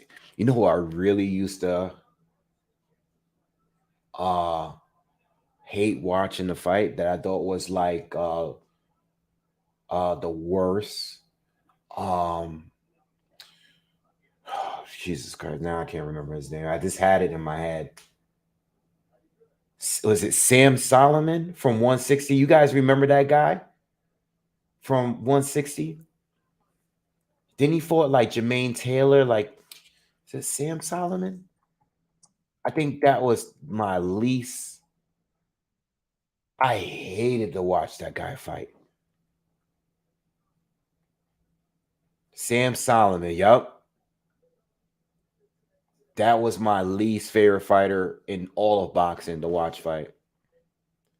But he beat somebody big though. I can't remember who. How did he get a title? He got a title at some point.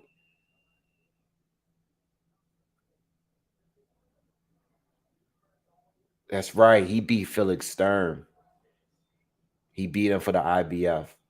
Sam Solomon was the worst, most awkward fighter. I couldn't stand watching that dude at middleweight.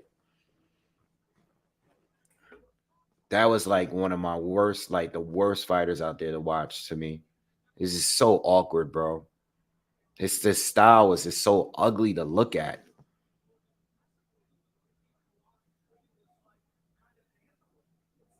That was during the time when Triple G was starting to have his run, and I think he picked up a title real quick. But then he went on to lose to Jermaine Taylor. That's when Jermaine Taylor was making his comeback. Yep. Yeah, and then he went on a losing streak. He lost to Sergey Deverenchenko, Dominic Wade. Yeah, I remember the Dominic Wade fight. Sakio Bika. Oh, I didn't like Sakio Bika neither, man. I hated to watch Sakio Bika fight. Sakio Bika was so dirty, bro.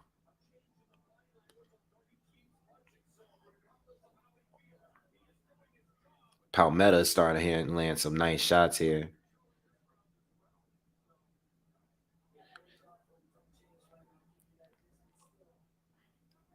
Palmetto got to pressure him.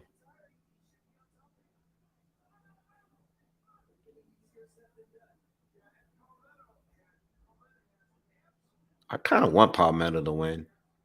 You know what I'm saying? I low key want him to win. I want him to win. They going to war right now, though. I kind of want them to. I want him to win because I don't enjoy watching Jamal James fight. I kind of want him to win the fight. They're going to war right now, though. There's a minute left in the seventh round.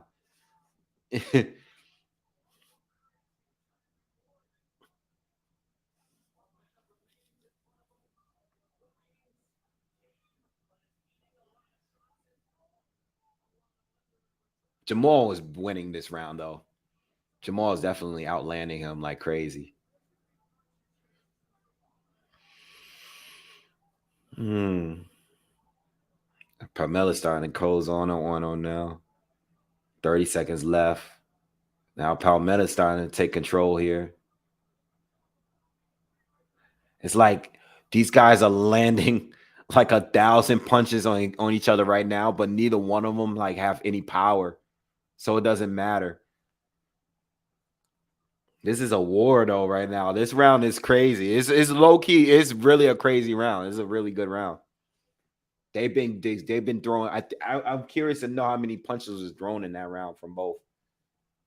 It's like two guys is just punch like two babies, like two infant babies, just hitting each other, but neither one of them can hurt each other.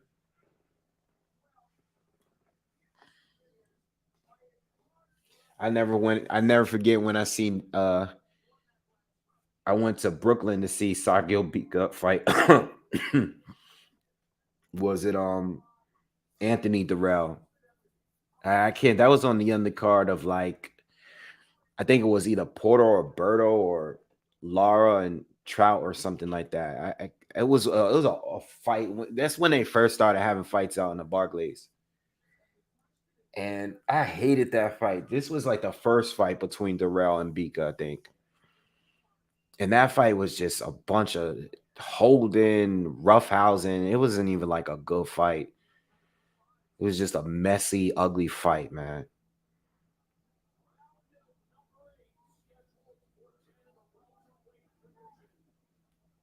All right, we're in round 8, man. Ooh, big right hook from Palmetto. Maybe Jamal should get off the ropes. Maybe that is what he needs to do. Because I know it's now like Palmetto is really like that's when Palmetto start really landing a lot of punches when Jamal's on the ropes. He need to keep that fight in the center of the ring.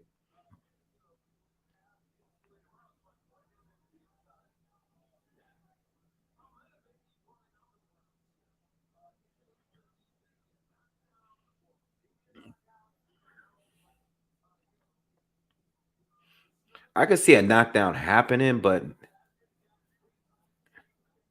I can see like Jamal maybe falling off a shot that he wasn't on. He was a little off balance or something. Palmetto just landed a couple right hooks that looked like they hurt.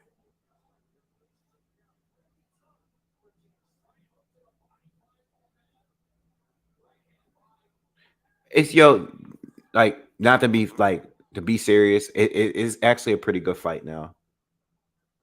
It's just that neither one can really hurt each other.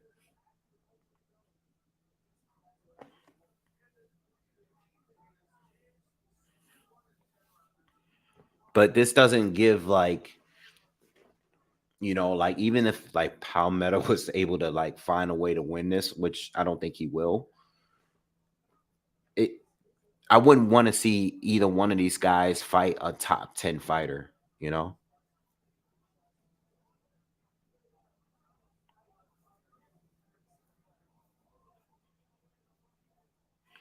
yeah, Mikhail Kessler was a good boxer.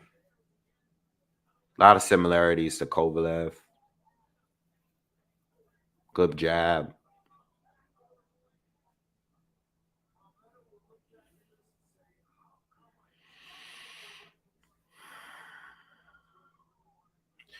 All right, we got about 35 seconds left in the eighth round.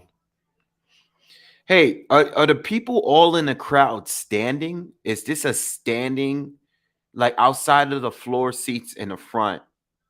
It looks like everyone is standing in the second row behind the seats or the second area behind the seats. I noticed that earlier. It looked like everyone is just standing up.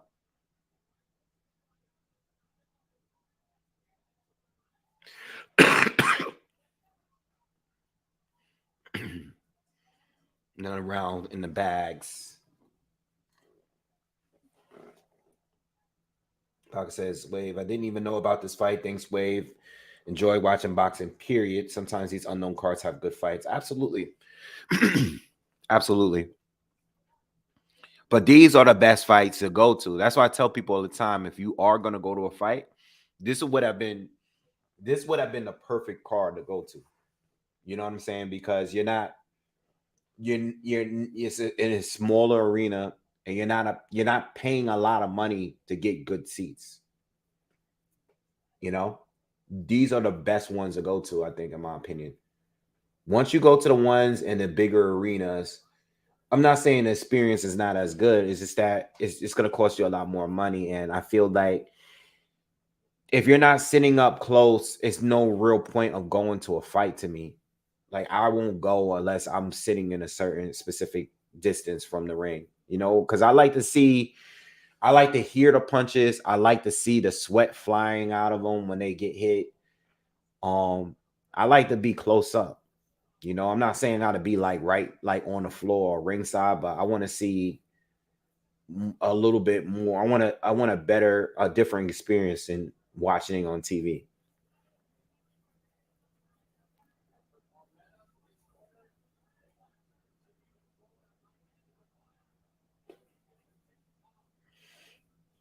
See, Palmetto catch him with a good counter, but he gotta follow it up with something.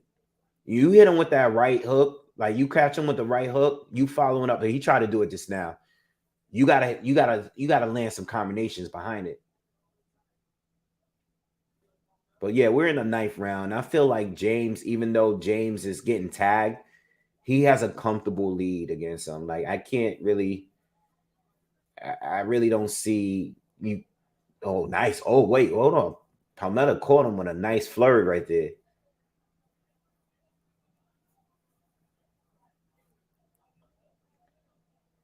Palmetto's having a good ninth round so far. Oh, James caught him with a right uppercut, backed him up. James come forward now. Now he's landing. He's putting power down into those shots too. James landed a good 5 or 6 shots just now.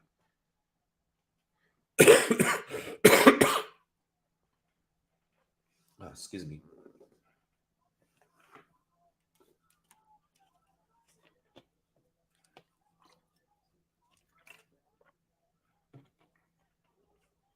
Now they're trading again. James has been digging to the body mostly.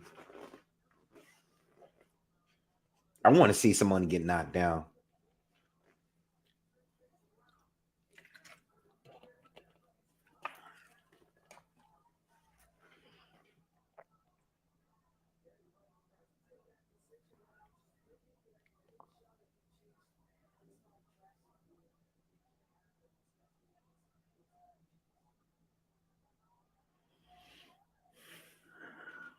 Yeah, James is throwing anything.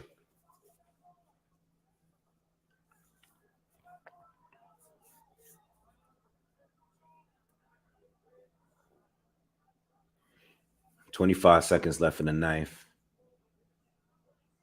They're both kind of tired at this point.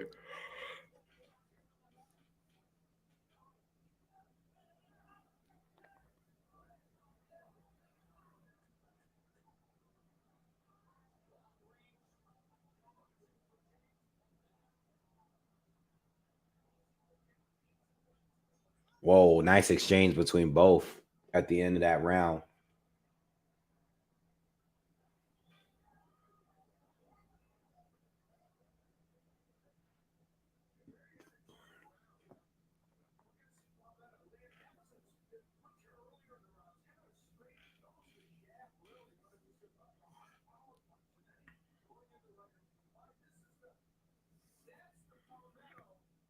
Yeah, Palmetto for the most part though, like his punches that land, they're like they're easier on the eye. It's just, he's a little bit more accurate. He's more accurate, at least with the power shots for sure.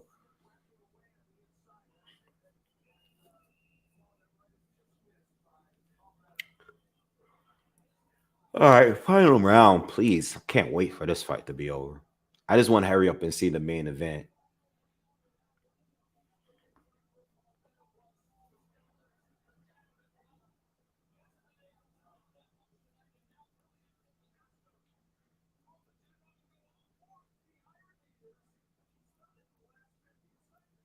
Jamal James got one of them Jackson 5 haircuts.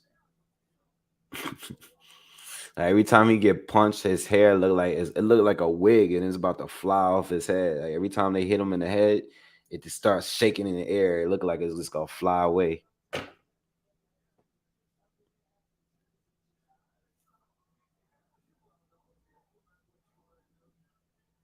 He got that like soul glow hair from coming to America,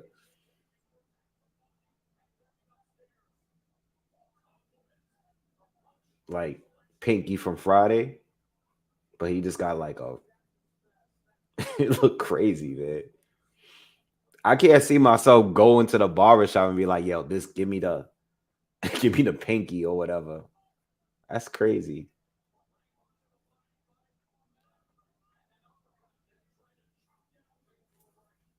Yeah, the joint from Superfly. Yeah, Mike Tyson locked a lot of dudes out with that kind of hair. But we in 2023 though.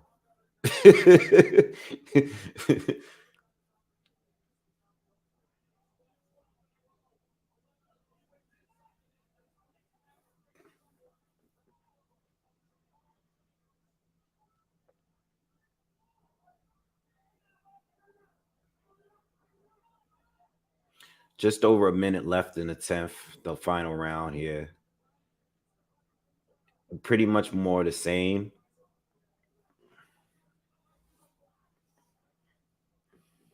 It's like, Palmetto is doing his thing. It's not that he's not doing his thing. It's just not going to be enough, you know?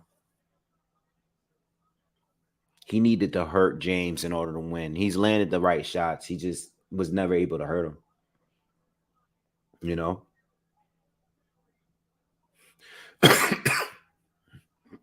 But he's going for it. He's winning his round right now. He's been all over James. He's fighting as if he's trying to get the win here. So I give him much respect for that. But it's not going to be enough.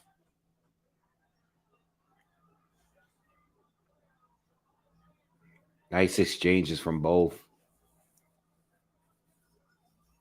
Fight's over. Good fight.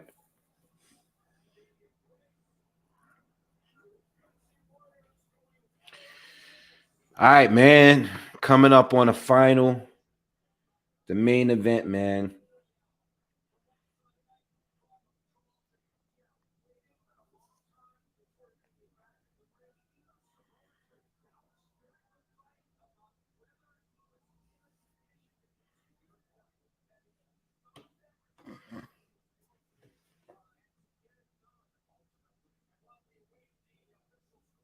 He said, "You know what? Guilty here. Cut the joint from Superfly." That's funny.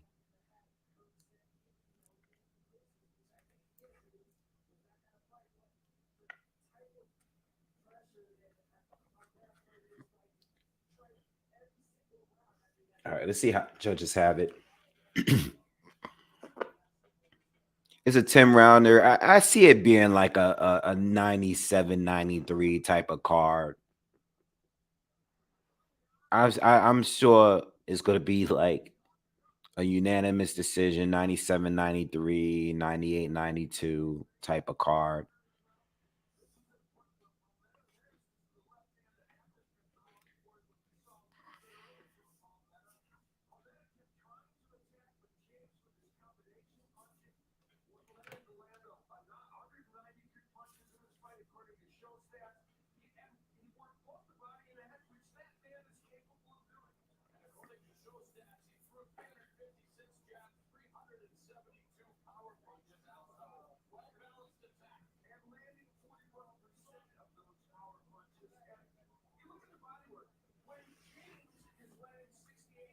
Yeah, it's kind of crazy how this is a co-main event.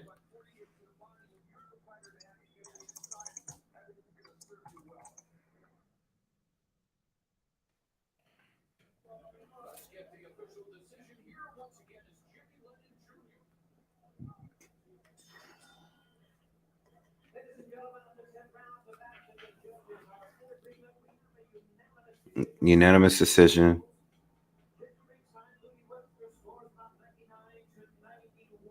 99-91. 98-92. Unanimous.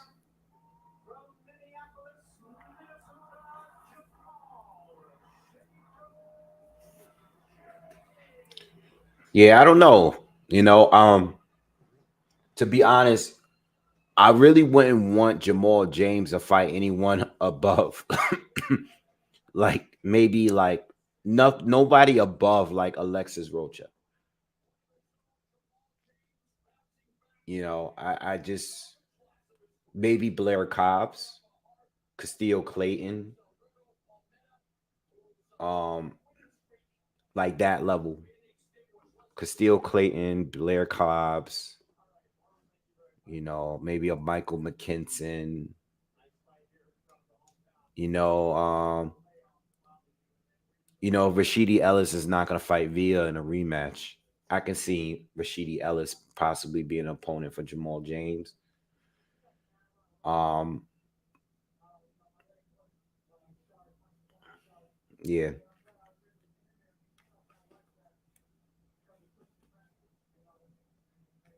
What happened to Maurice Hooker? Is he like retired? Is he gonna come back after losing to Blair Cobbs? Does anybody know? I think he made some comments after losing that fight about, questioning whether or not he want to continue boxing.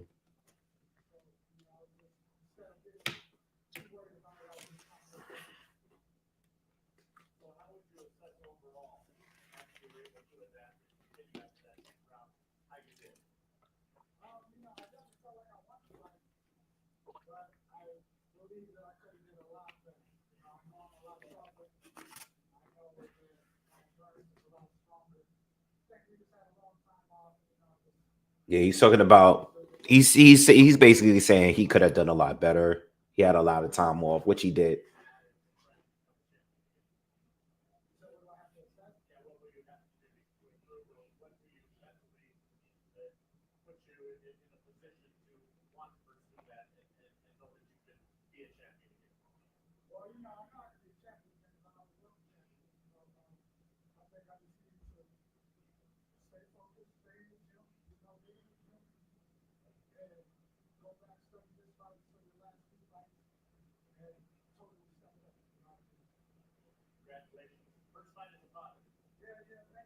Oh, he had a kill. Congratulations, him.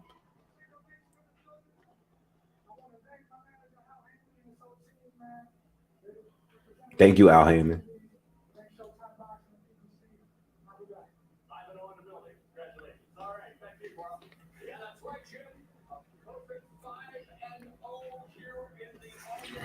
All right. Main event is next. Who you guys got? Let me know in the comments.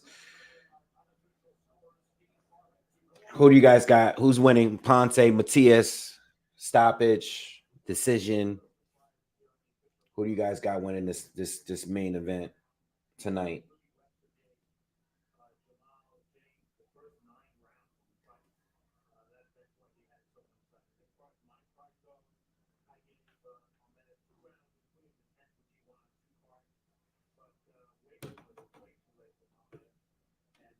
Yeah, I'm hyped. I'm ready for this fight.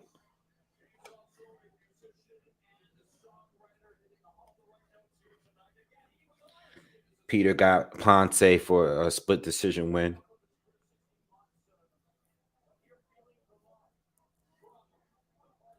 Ralph, Young Hollywood got Ponce. Ralph says Ponce. Wu got Matias late TKO.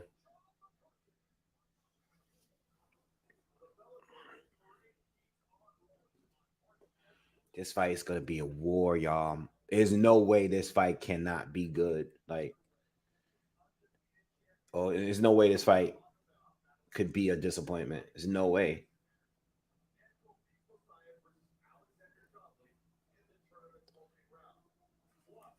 Nah, thank you for joining up, man. Can't miss this fight. It's not the big numbers, you know. It's not going to be the big numbers, not the big names, but this is a great fight. It's a top quality fight right here. What are you drinking, Charles? What you got? Beth says he going with Ponce. She, I don't know, he or she. Woog said, really want to see if Ponce's offense can stem the tide. Can't let Matias get into that combo machine flow. Yeah, I'm curious to see how the first round is going to look, like who's going to be in control early, you know, first round or two. I think Matias is going to be bringing pressure, but I think he's going to be smart though. I think he's going to respect Ponce, you know, just like he respected Ananyan early in the rematch. You know, he wasn't like reckless like he was in his other fights. And that was his last fight. So, all right, I'm gonna shot it up one more last shot before this fight begin.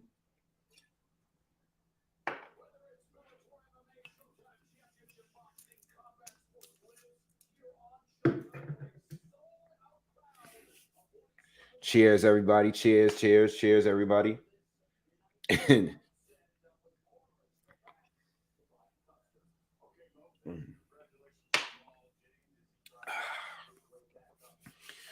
Johnny Blue. I haven't had no Johnny Blue in a little while. It's been like a year. I think the last time I had Johnny Blue, me and my dad was at his house and we was doing like a whiskey tasting. We had that. We had Yamazaki. Um, he had like we had a few different whiskeys. What else? Let me see. We had the 18-year Jameson. We had a bunch of stuff. I love Yamazaki. That's my shit.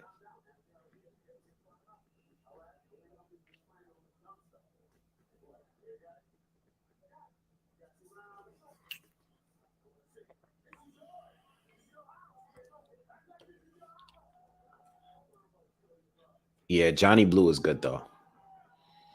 For McAllen to, I think for McAllen 15 is good, but McAllen 18 is like crazy good. I'll take McAllen 18. Is it 18 or 17 or 18? I think McAllen 18 is just like on a different level than all of those stuff.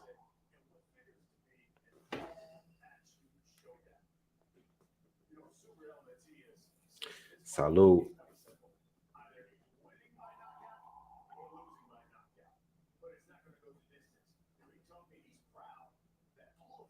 This fight is gonna be good, man. I'm hyped.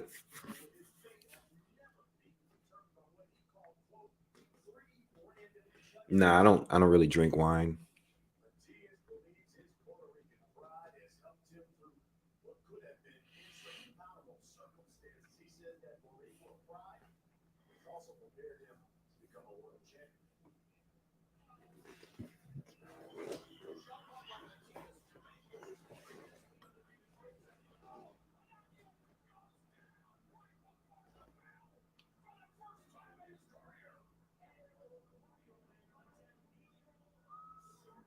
Yeah, I think that loss made Matias a better fighter.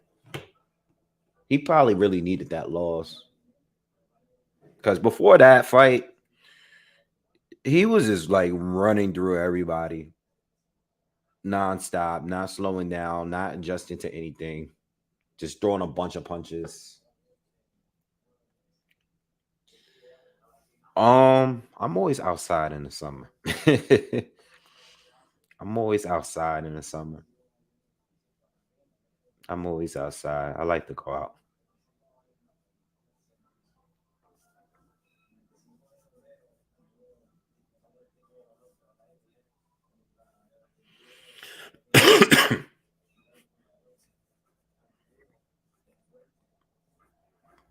Yeah, the Ritson, Peter, the Ritson's fight is definitely probably his best fight for sure. That was definitely his best opponent to date.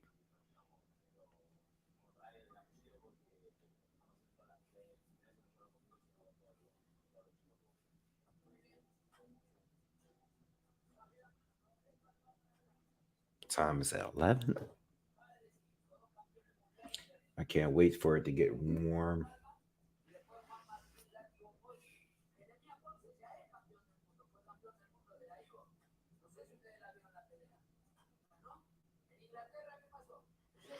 All right, hold on. Quick bathroom run before this fight start. I'll be right back, guys.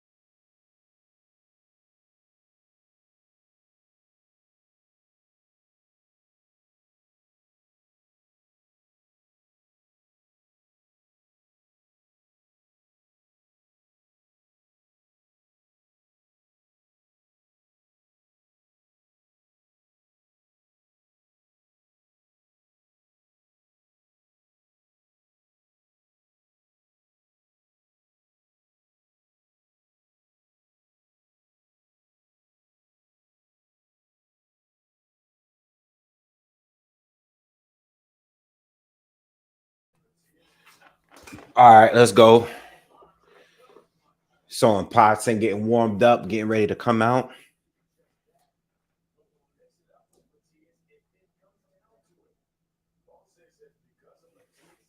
Well, I like to see that everybody's split in the comments. It seems like there's a lot of people that think Ponce is gonna win tonight, and they should. It's close fight. It's damn near 50-50. It should be at least. I put a little money on Ponce, so if he does win, I'll make a little money off of him tonight. Um, nah, I don't really drink Jack. I when I drunk Jack a little bit, it was like when I was younger and I wasn't a like a whiskey or bourbon or anything. I wasn't a drinker of that yet. So today I will only drink it if it's like the only thing available. Normally, if I'm drinking like a whiskey, I would start at Jameson.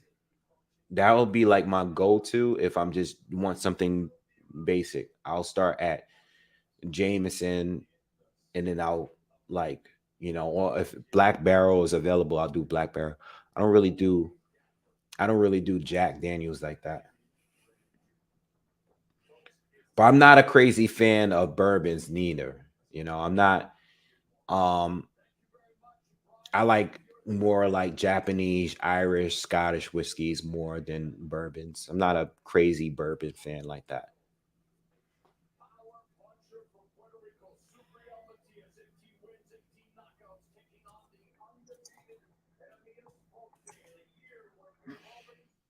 Yeah, I'm not crazy about bourbons. I think Bullet is cool. Um yeah, I don't really drink bourbon like that to be honest.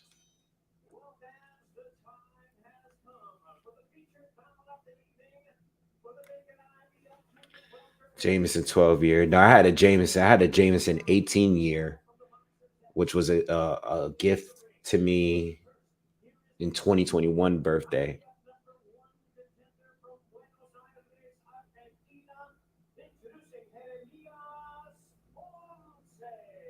I'm not trying to sound like I'm bougie, bro.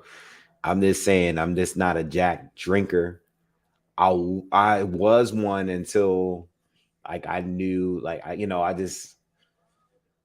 started drinking other whiskeys and I was like and I went back to Jack.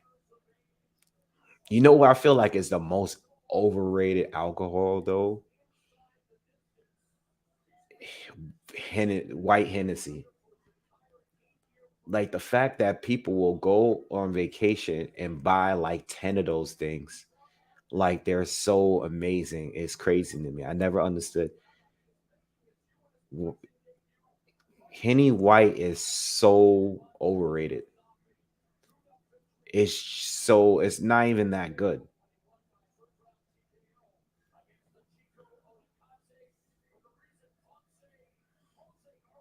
It's crazy. I might be a little bougie. Just a little bit though. Henny White is so overrated.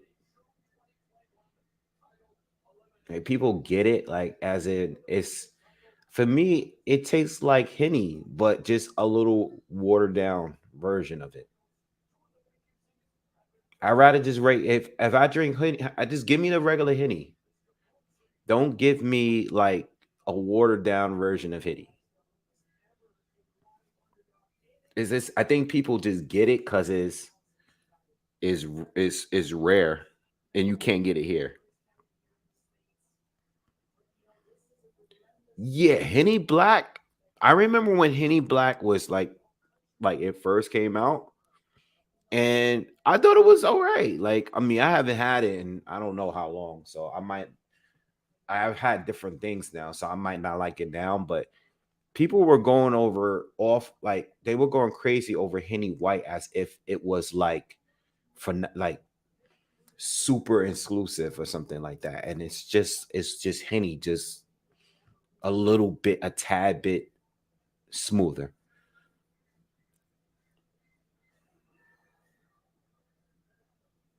Yeah, just give me regular Henny. Like if I'm gonna drink Henny, just give me the regular Henny. You know.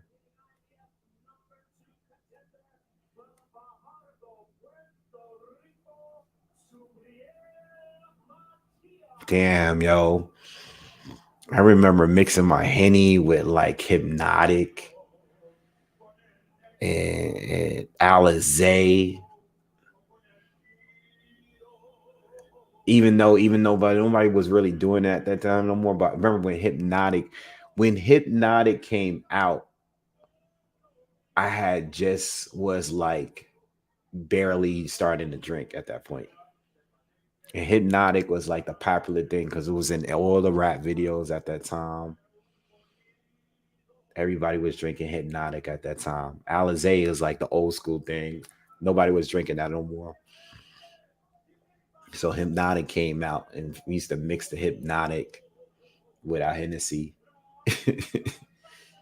I think it was called like Incredible Hulk or something. Yeah, the Hulk. Yep. Alizé is before my time. It's just that I had it, but that was the Thug Passion or whatever. But my dad used to love Alizé, and whenever he had Alizé, I'd be like, I used to beg him to let me have some. Oh, can I get some Alizé?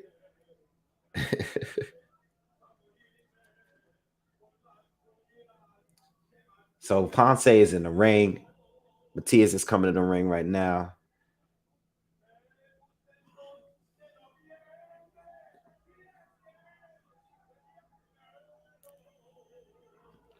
The first time I bought a bottle, like wow, out at a venue, uh, we bought a bottle of Hypnotic and a bottle of Grey Goose, and I think a bottle of like Moet or whatever. And I think I still have that picture somewhere. No, I never drunk Nouveau. Nah, I remember when that was a thing. I tried it one time and I was like, never again. I remember that was a thing, but that was a thing for a short period of time, like 1 year. They try to do Nouveau, and I was like, nah. That's that pink bottle, right? It's the pink. me see. Let me look it up. Yeah, all the girls was drinking that. I wasn't drinking that. I was drinking. I wasn't drinking no Nouveau ever. Petrus? No, I don't know what. I don't know what that is. I remember the scissor the Dipset drink, scissor Cameron's drink. I remember that. We was drinking that sometimes. We was drinking that because it was just rare. It wasn't even all that great. It was just rare. You only could get it. I know in Harlem they only had it in a few stores. They didn't have it in that many stores, so we would just get it just to have it. But it wasn't really all that great. It wasn't bad. It was like a hypnotic Alizé knockoff. No, I'm not talking about lean. I'm talking about the scissor dipset drink, the actual drink, not the thing that they do down south. I don't do that kind of stuff.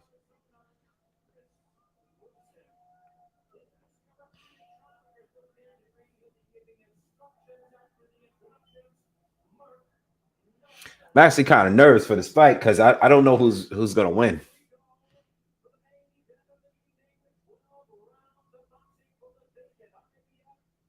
He said he ran into Beanie Siegel.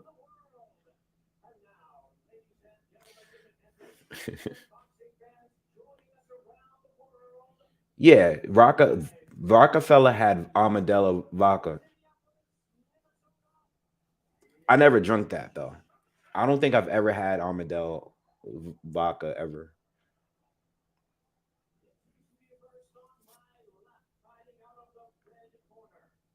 I'll tell you the worst drink of all time. The one drink that I could never drink that used to get me sick anytime I had it. But this is when I was still like a rookie. E and J.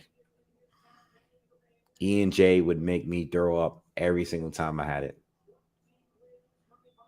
But it was like the cheaper version of Henny, so we used to drink that. And man, terrible.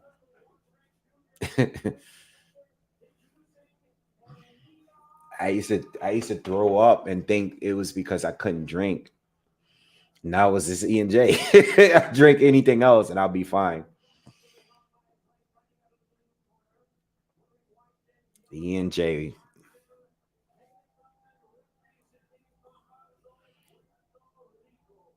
It was something else that was really bad though too. But E and J, I don't think anything was worse than E and J.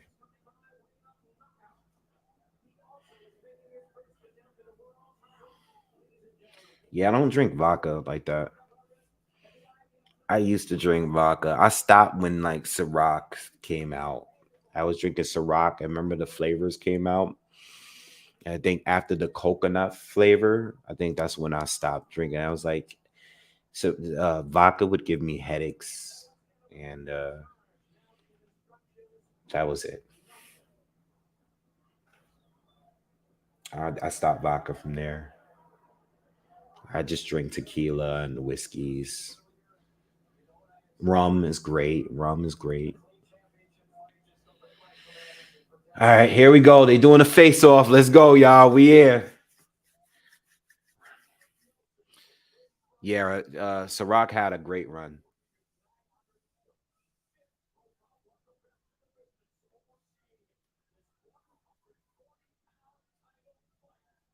See, for a long time, I was just drinking Long Island's. I would go out and drink, ask for a Long Island anytime I went out. All right, round one. Both of these guys are going to jab to death, too. Ponce's coming out. He's already pushing the jab. He's already landed a left to the body. Ponce's coming out throwing a lot so far.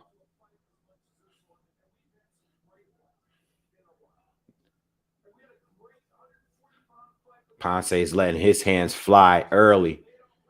Uppercut lands, left hook to the body lands. Ponce is throwing a lot of punches already. Another uppercut lands. He's throwing a lot of punches. Matias is relaxed. He's in a high guard. He's blocking most of them. But a lot of good shots is getting through for Ponce. Oh, lands a big left hook on Matias. Ponce is not playing. Hope he doesn't burn himself out. He's throwing a lot of punches already, y'all. We're only barely over a minute into the fight. So the fight has begun. Matias is starting to open up a little bit now.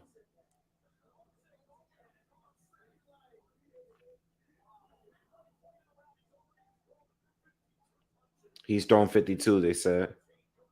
Ponce's having a great round so far. And he's throwing them everywhere. He's throwing hooks. He's throwing uppercuts. He's throwing to the body. I just don't know. I don't know if he should throw this much this early. But he's backing up Matthias right now. Looks like he's overwhelming Matthias right now a little bit. Let's see.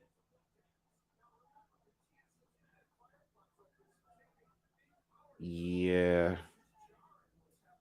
50 seconds left in the first. Ponce got to be at like 100 already.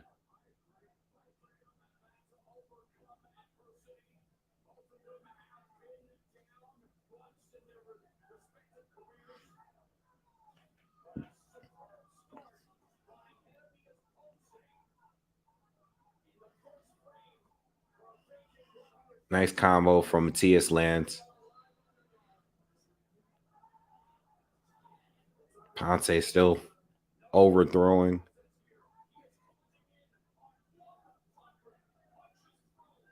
Yeah, he's definitely over 100 at this point.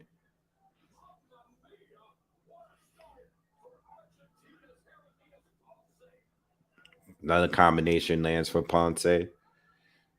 Ponce, clear round for Ponce. I mean, he probably drew at least maybe 115 punches that round. Matias looked very relaxed though.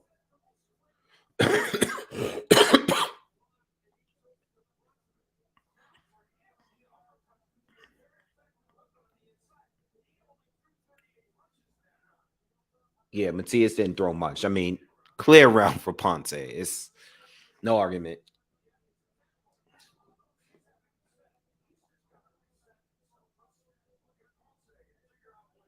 Ponce is not sitting, y'all. He's not sitting in his corner. So let's see how long he can maintain that pace because that was a lot of punches. Let's see if he can keep that pace up in a second round.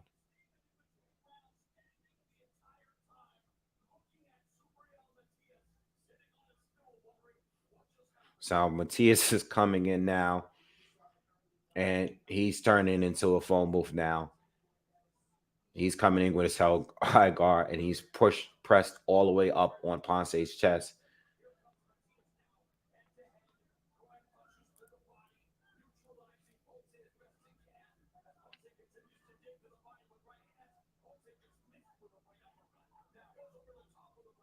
Uppercut lands from Matias.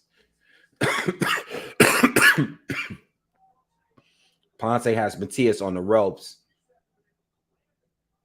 He's got a couple of uppercuts in, but Matias responds with some uppercuts too.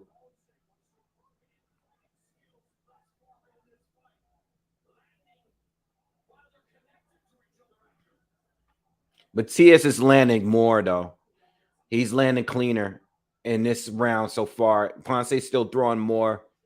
He just landed a left hook, but Matias's punches are landing a little bit. He's a little bit more accurate here. Ponce got to be careful he doesn't punch himself out here.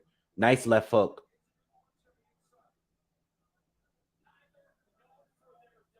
Yeah, Matias is getting through with his punches better so far this round.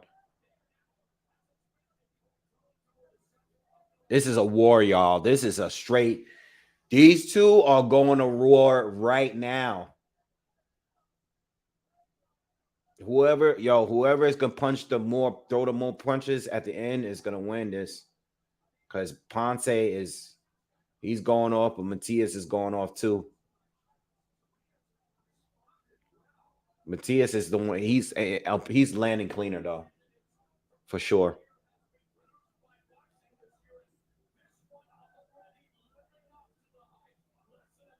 Ponce's getting hit too much.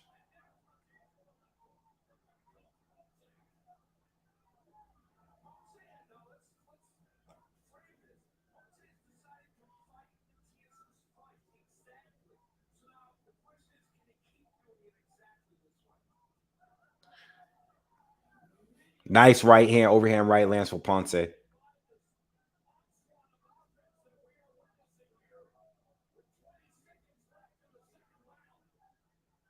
Oh, big left hook lands for Matthias. Another one lands for Matthias. Another one lands for Matthias. Three of them.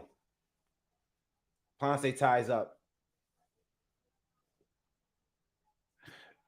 Ponce gotta slow down. He's gonna get knocked out. He has to slow down. He got hit. He got hit with too many shots that round. The volume was still high, but he wasn't connecting, and he was getting hit with everything that Matias was throwing. I know Matias wasn't throwing more, but his uppercuts, his hooks was getting through. Ponce was a lot of punches that just wasn't landing. A lot of those punches were blocked. Ponce got to be careful. I gave Matthias the first, Matthias the second. Crazy fight, though. Crazy fight. The whole second round, non-stop punches.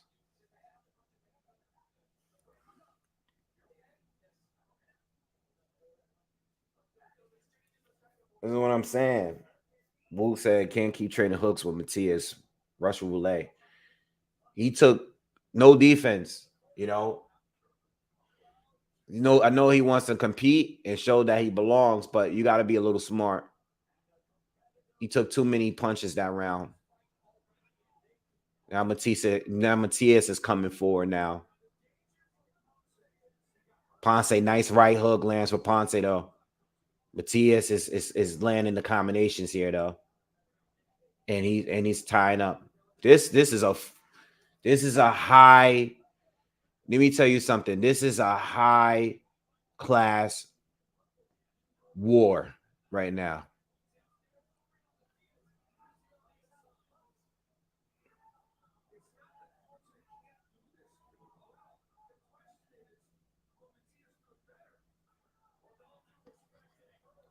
The fight is living up to a reputation though so far.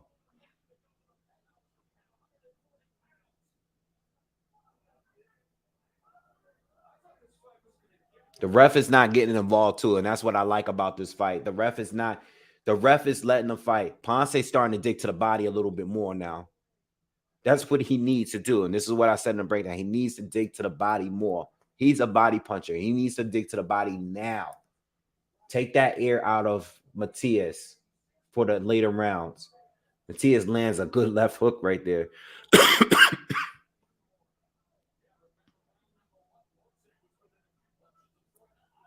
Another uppercut to the body for Ponce land. Matias lands a couple of uppercuts.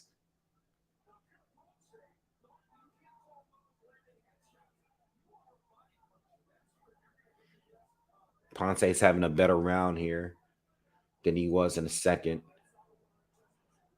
Matias comes back though, lands a. I mean, they're both landing. Yeah, it is. It's back and forth. This round's back and forth. Matias is felt like Ponce was doing well, but now Matias is taking over. 1 minute left in the third, and Matias has been doing the better work in the last 30 seconds or so. Lots of punches from both. Uppercut lands for Matias. It's those hooks from Matias. Uppercut lands for Matias again. Two left hooks from Matias. Man. It looks like Matias hurts more when he lands. But Ponce's still in it. Ponce's trying to smother him a little bit. He's throwing less punches now, though. Uppercuts from Matias, body shots from Matias. And Matias' back is against the ropes again.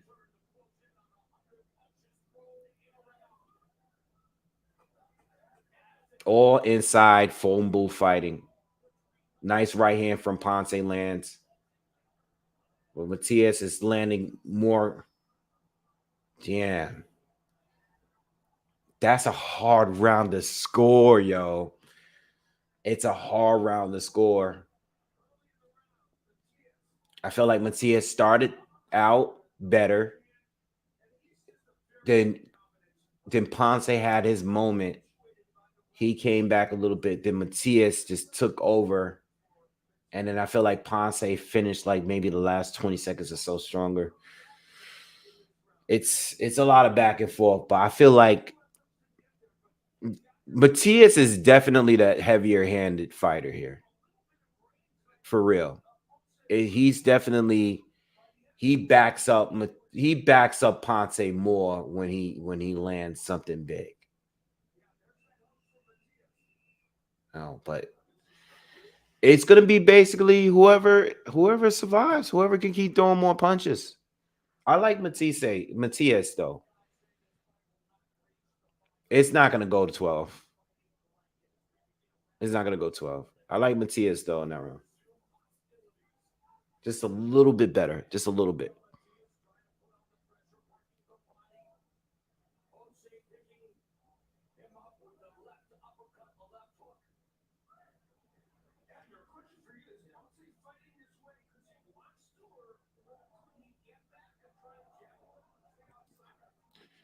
Matias is having a great round so far. He's landing a lot of combinations. Ponce slowing down a little bit, man.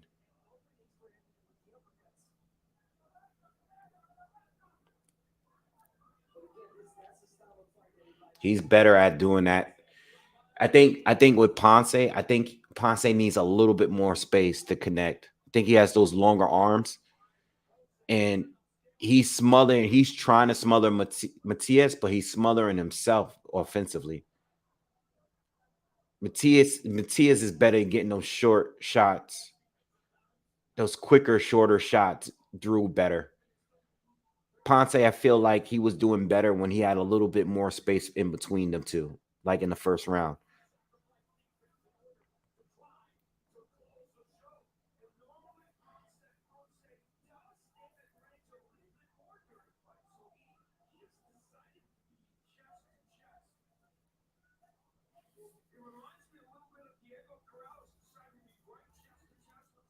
So we're just past halfway through the fourth.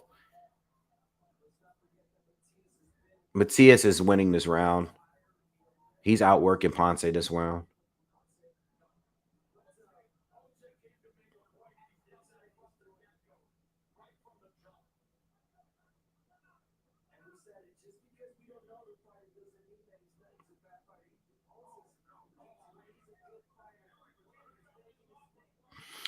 I just they're both slowing down, but Matisse is still fighting at a high pace. Ponce is doing a lot of leaning. He's still throwing, but he's not throwing as much. Ref is letting him fight though. Nice left hook from Ponce.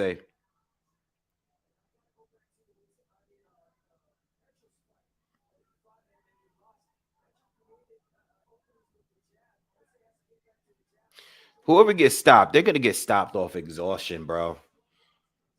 They're just not gonna be able to do it anymore. This is a 12 rounder too. Oh, nice combination. Gave us that David Benavides combination that he did against Porky Medina or Ronald, one of those guys he fought back in the day. Nice combos. Nah, no defense.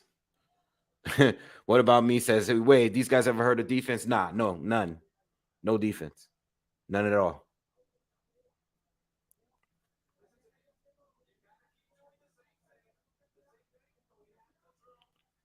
No, I can't, Charles. No, I can't see who joins my live. I only can see who leaves comments. Yes. Please, oh, by the way, please, everybody that's here, please smash that like button if you haven't already. I always forget to remind you guys, please just tap on a thumbs up for me if you can. All right. I really appreciate you guys supporting.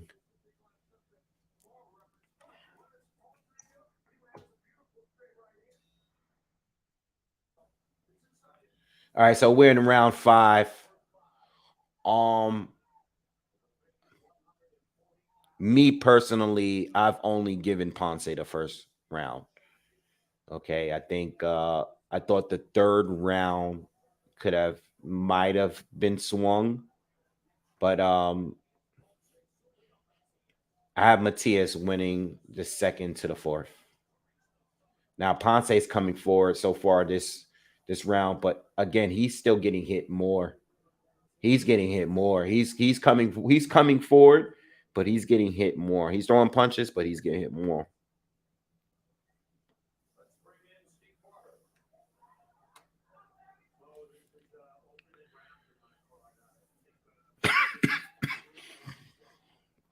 Steve Farhood gave Matias the first and third. I'm sorry, Ponce the first and third. So that third round that I said could have gone either way, he gave it to him. That's unofficially though. He gave Matias a two, second, and fourth. Matias is just he's landing up. He's clean. His punches are cleaner.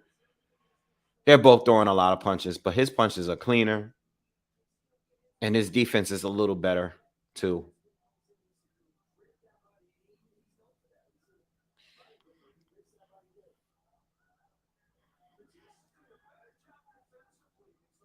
I just said that. Stop listening. Stop taking what I'm saying. Not all. Maybe Matias should get off the ropes. Maybe he should keep it where he has it at right now. Think he would do a little better. I'm just glad the ref is letting him fight, man. Thank God. Thank God this ref is not getting too involved in this fight because he really doesn't need to be involved at all unless someone needs to get stopped. 45 seconds left on the clock. And I think this is another Matias round so far, unless something happens.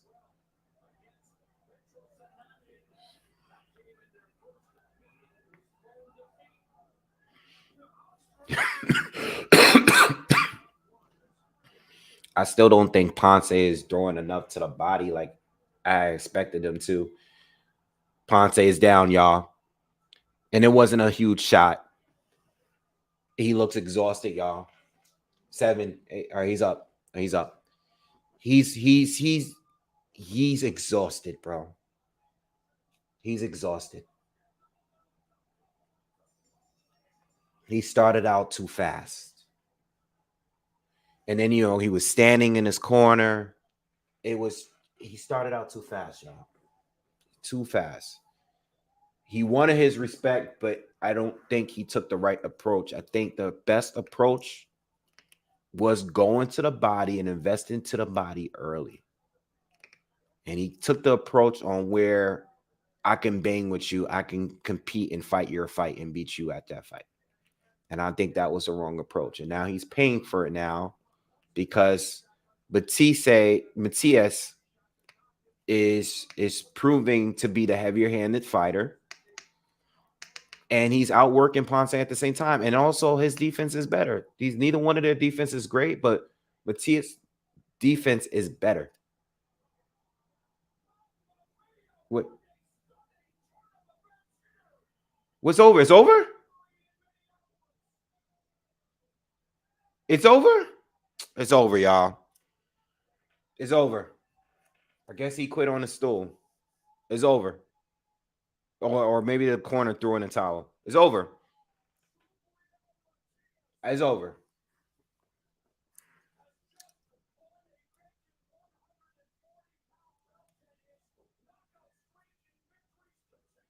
I want to see him fight. I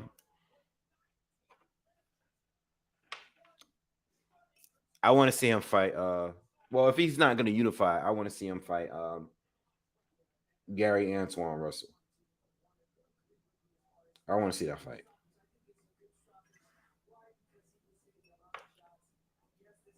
He started too fast, man. What happened? What happened? I, yo, you know what it is? They're showing a replay, and all we hear is them screaming that it's over, but we're not. I can't see what's happening. Hold on, let me put the volume on. Hold on one second.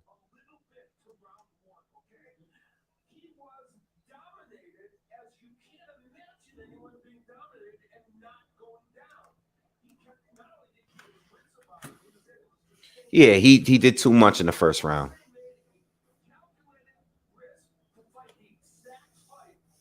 Yeah, he jumped out too soon. The plan should have been to invest, not sit there and fight his fight. Ponce up to this point drew 405 total punches, landed 27%. Matias threw 398, landed 137%. But you got to remember, even though they're equal in total punches, not only was Matias more accurate, but you got to remember, Matias didn't even throw that many punches in the first round. He gave that round away. All those other 3 rounds after that, he threw just as much or more because Ponce came out with the wrong. It's a horrible game plan. It was a horrible game plan. Horrible. Hold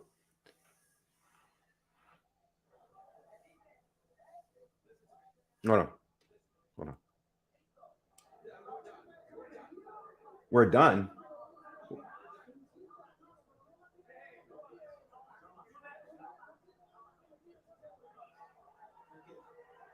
His corner stopped it.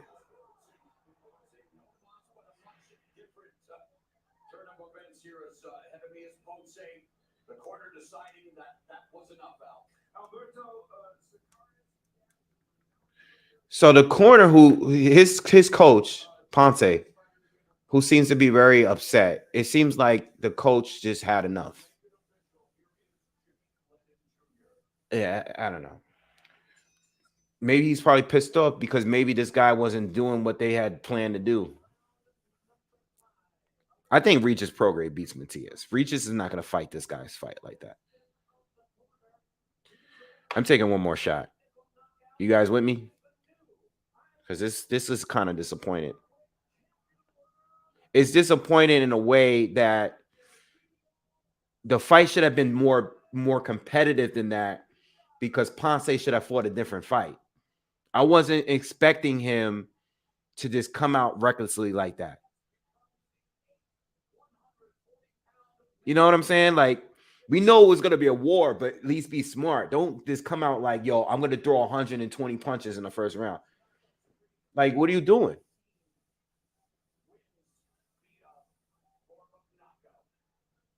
Like, you got other tools. There's other things you can do that we've seen you do before. I don't know. Well, I hedged it tonight. I picked, even though I wasn't going to get much back anyway from Sabriel winning. I put a lot more on him winning the fight tonight. But I put a small bit on Ponce just in case he had pulled the upset. But that's crazy. This guy it's the fight is over this quick.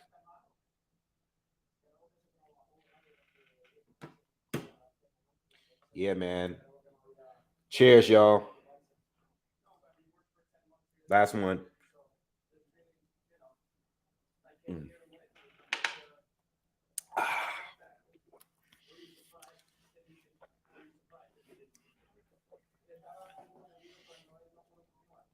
Thanks, Pocket. Appreciate you.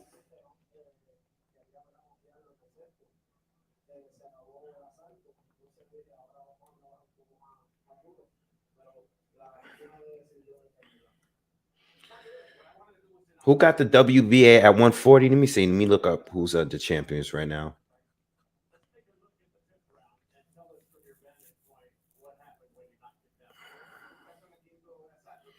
Alberto Puello got the WBA.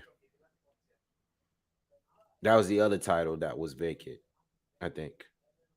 Or was he elevated? Yeah, he beat Akmadov for that title. That was the first title that was vacated, I think. So you got Alberto Puello, you got Matias, you have Regis Prograis and and Josh Taylor. No, it was a good fight. It was a good fight for the amount of time, but it was is very. It didn't live up to what I thought it was going to be. I thought it was going to be a lot longer. You know,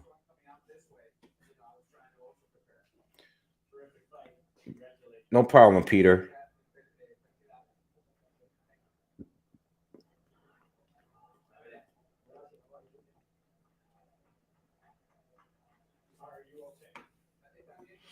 Yeah. So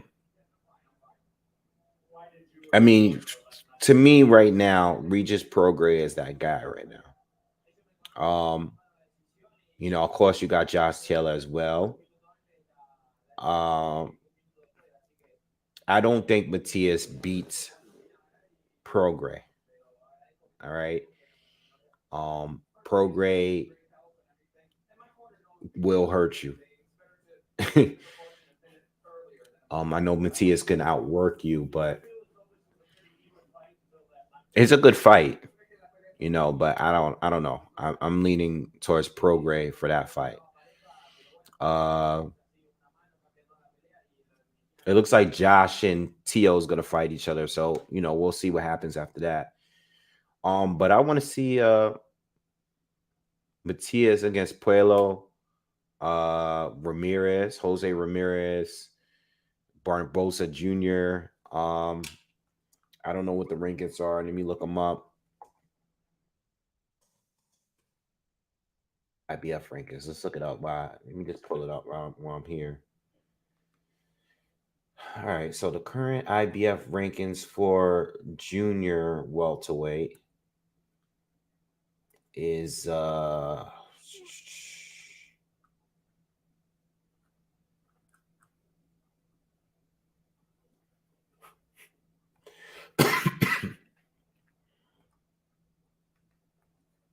I mean, of course they're gonna need to be. So Jack Catterall, no, the WBO. Wait, what am I looking at? Why I'm on the IBF and they're showing the WBO Josh Taylor. Okay, title vacate. Okay. So hmm. So Jack Catterall is still high, right? He's still high. He's still up there. You got the WBA rankings. Let's go to the WBA website real quick.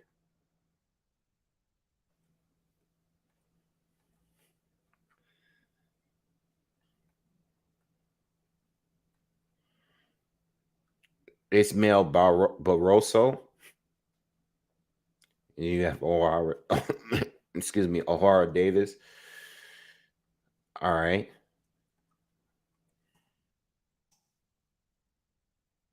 WBC rankings. I mean, I don't even know how the WBC is even credible at this point, just as an organization in general. You know, it's just I don't know how they are still even credible at this point. So believe it or not, Teofimo Lopez is actually ranked number one for the WBC. I think I did know that. Even though they're looking to try to make the Josh Taylor fight, Sergey Limpinets is a silver champion. Um, Samuel Martin is number two.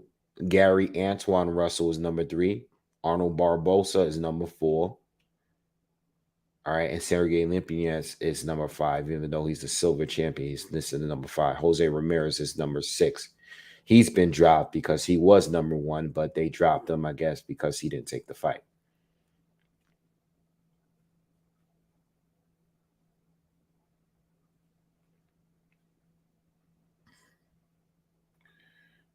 Igor, no, I'm not going to the Tank fight. You know, I'll cover it live, but I'm not gonna go. I'm not going. Yeah, I think Taylor moves up too after the Teal fight. I mean, to be honest, I'm surprised he's still there, but he's gonna have to move up at some point. What's the other sanctioning body I haven't checked yet? I checked the WBA, the WBC, the IBF, the WBO. Let me check the WBO rankings. All right. View current rankings. And what do we have? We have so Josh Taylor has the title, and they have Teofimo Lopez as number one as well. So Tio is number one with the WBC and the WBO, but he's choosing to go to fight Josh Taylor. And to be honest, I think that is a smarter pick, only because I think his chances are better, being that we don't know exactly where Josh Taylor didn't perform great in his last fight. You know?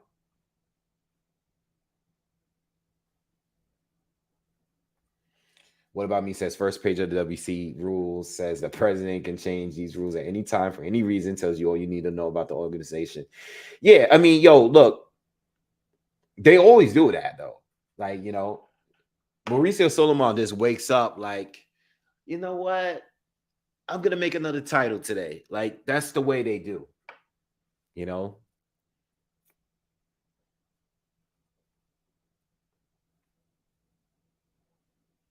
Yeah, so anyway, I mean, it was good for the amount of time that it lasted, but again, I think Ponce dropped the ball because he let off a full clip in the first round. Didn't really invest to the body. Took too many hits in the second round, and all the rounds after that, and just couldn't compete. And I think that if you saw my breakdown, I was saying like Matthias fought better fighters coming up to him. I don't think Matthias fought the very best of the division, but I think his fights were they were better preparation than Ponce. Ponce was fighting guys with damn near losing records like in the last 3 or 4 years. Matias was fighting undefeated fighters. They were better fighters. Even if you watch it, if you look at the eye test, Matias was fighting better fighters for sure. He was better prepared going into the fight. And Ponce, I can't really say the same about him.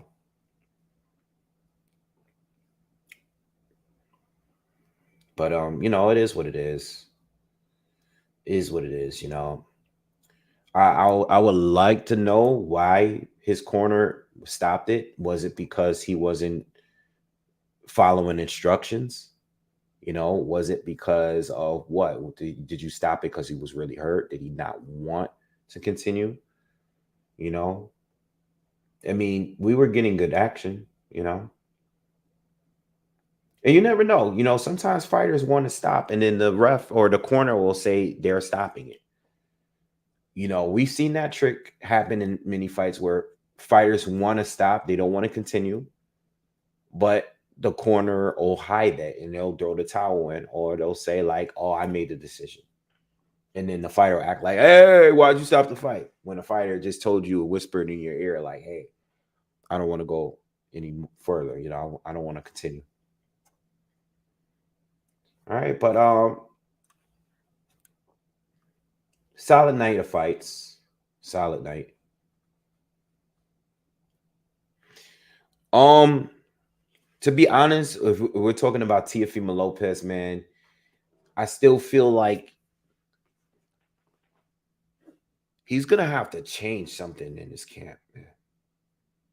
You know, I think that happens with a lot of fighters. I think he's gonna have to change his corner. You know, he's gonna have to get with someone that he has no relationship with. That's gonna tell him what he doesn't want to hear, and be totally honest with him. He's gonna have to get with someone that is not gonna be comfortable. it's going to be outside of his comfort zone, because as long as he keeps, I say that because when I listen to him and his dad in their interviews, like they be so delusional sometimes. I'm like, bro, y'all talking like we can't see what's going on with you in and outside of the ring. Like what y'all saying is completely different with what we're seeing. We clearly see what's going on here. I got Josh Taylor winning the fight. Taylor's gonna pull a fight off. He's gonna pull it off. But Taylor didn't look good in his last fight neither. And I think Taylor, the longer he stays at 140, the worse he's gonna keep looking. Because he has no big, he's too big to still be fighting there.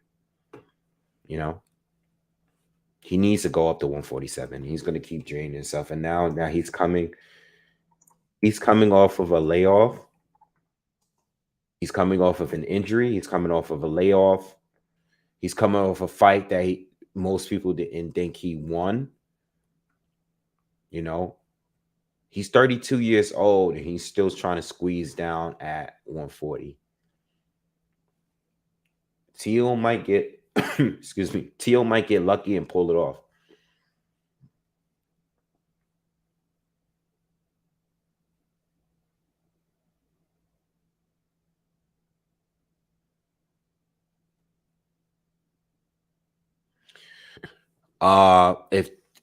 High News says if Taylor loses to Teal, what would be the future for him? Win or lose, move up. You got to move up, but the thing is, you got to move up, but it doesn't really get any easier at 147. It doesn't get any easier because the competition up there is much better. You became undisputed at 140. The same thing with Regis Prograis.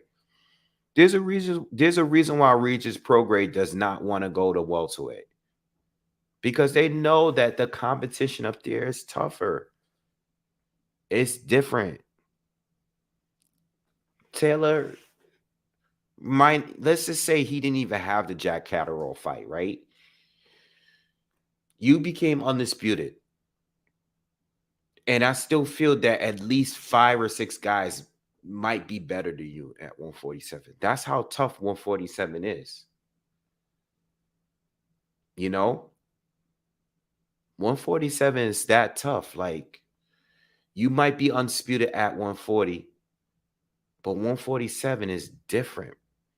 It's a different level. There's 5, 6 guys that could have been undisputed at 140 when you were undisputed.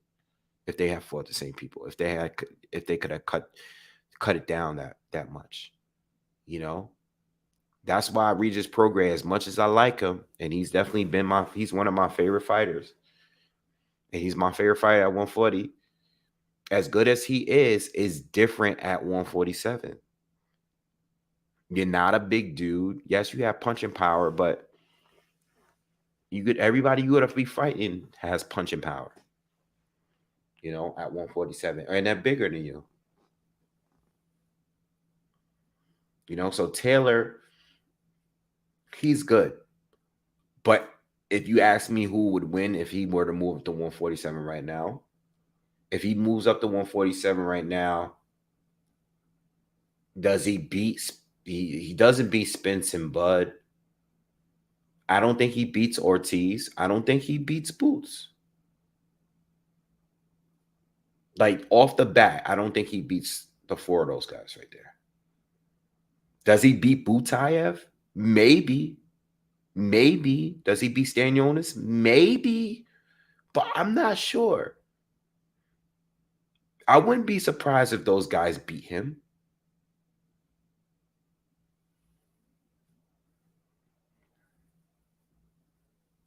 Like 147 is different, though.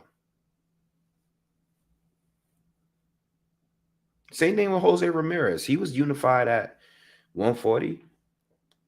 Jose Ramirez will lose to a lot of people at 147 easily. And I would tell you this before he was defeated by Josh Taylor. I would have said the same thing.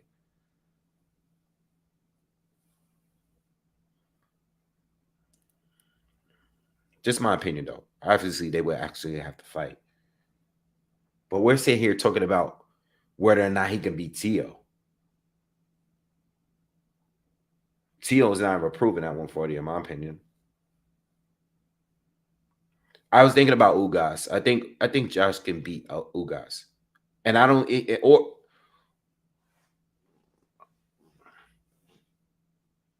I think Josh would win the fight, but he can lose that fight.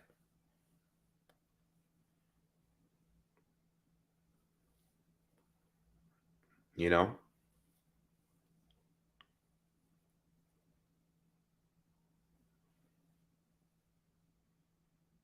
like 140 is not, no disrespect, but 140 is basically junior varsity. You know, you on a basketball team, yeah, you the nicest fighter at junior, right? You the nicest basketball player at junior varsity.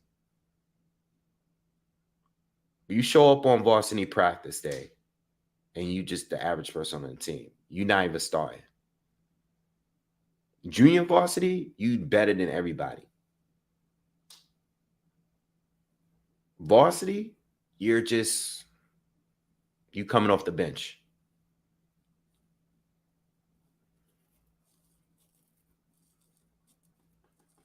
But I do think Josh needs to move up because he's probably stronger at 147 as far as like him being physically. He might not be the best there, but he'll be stronger there at the very least. He'll be stronger.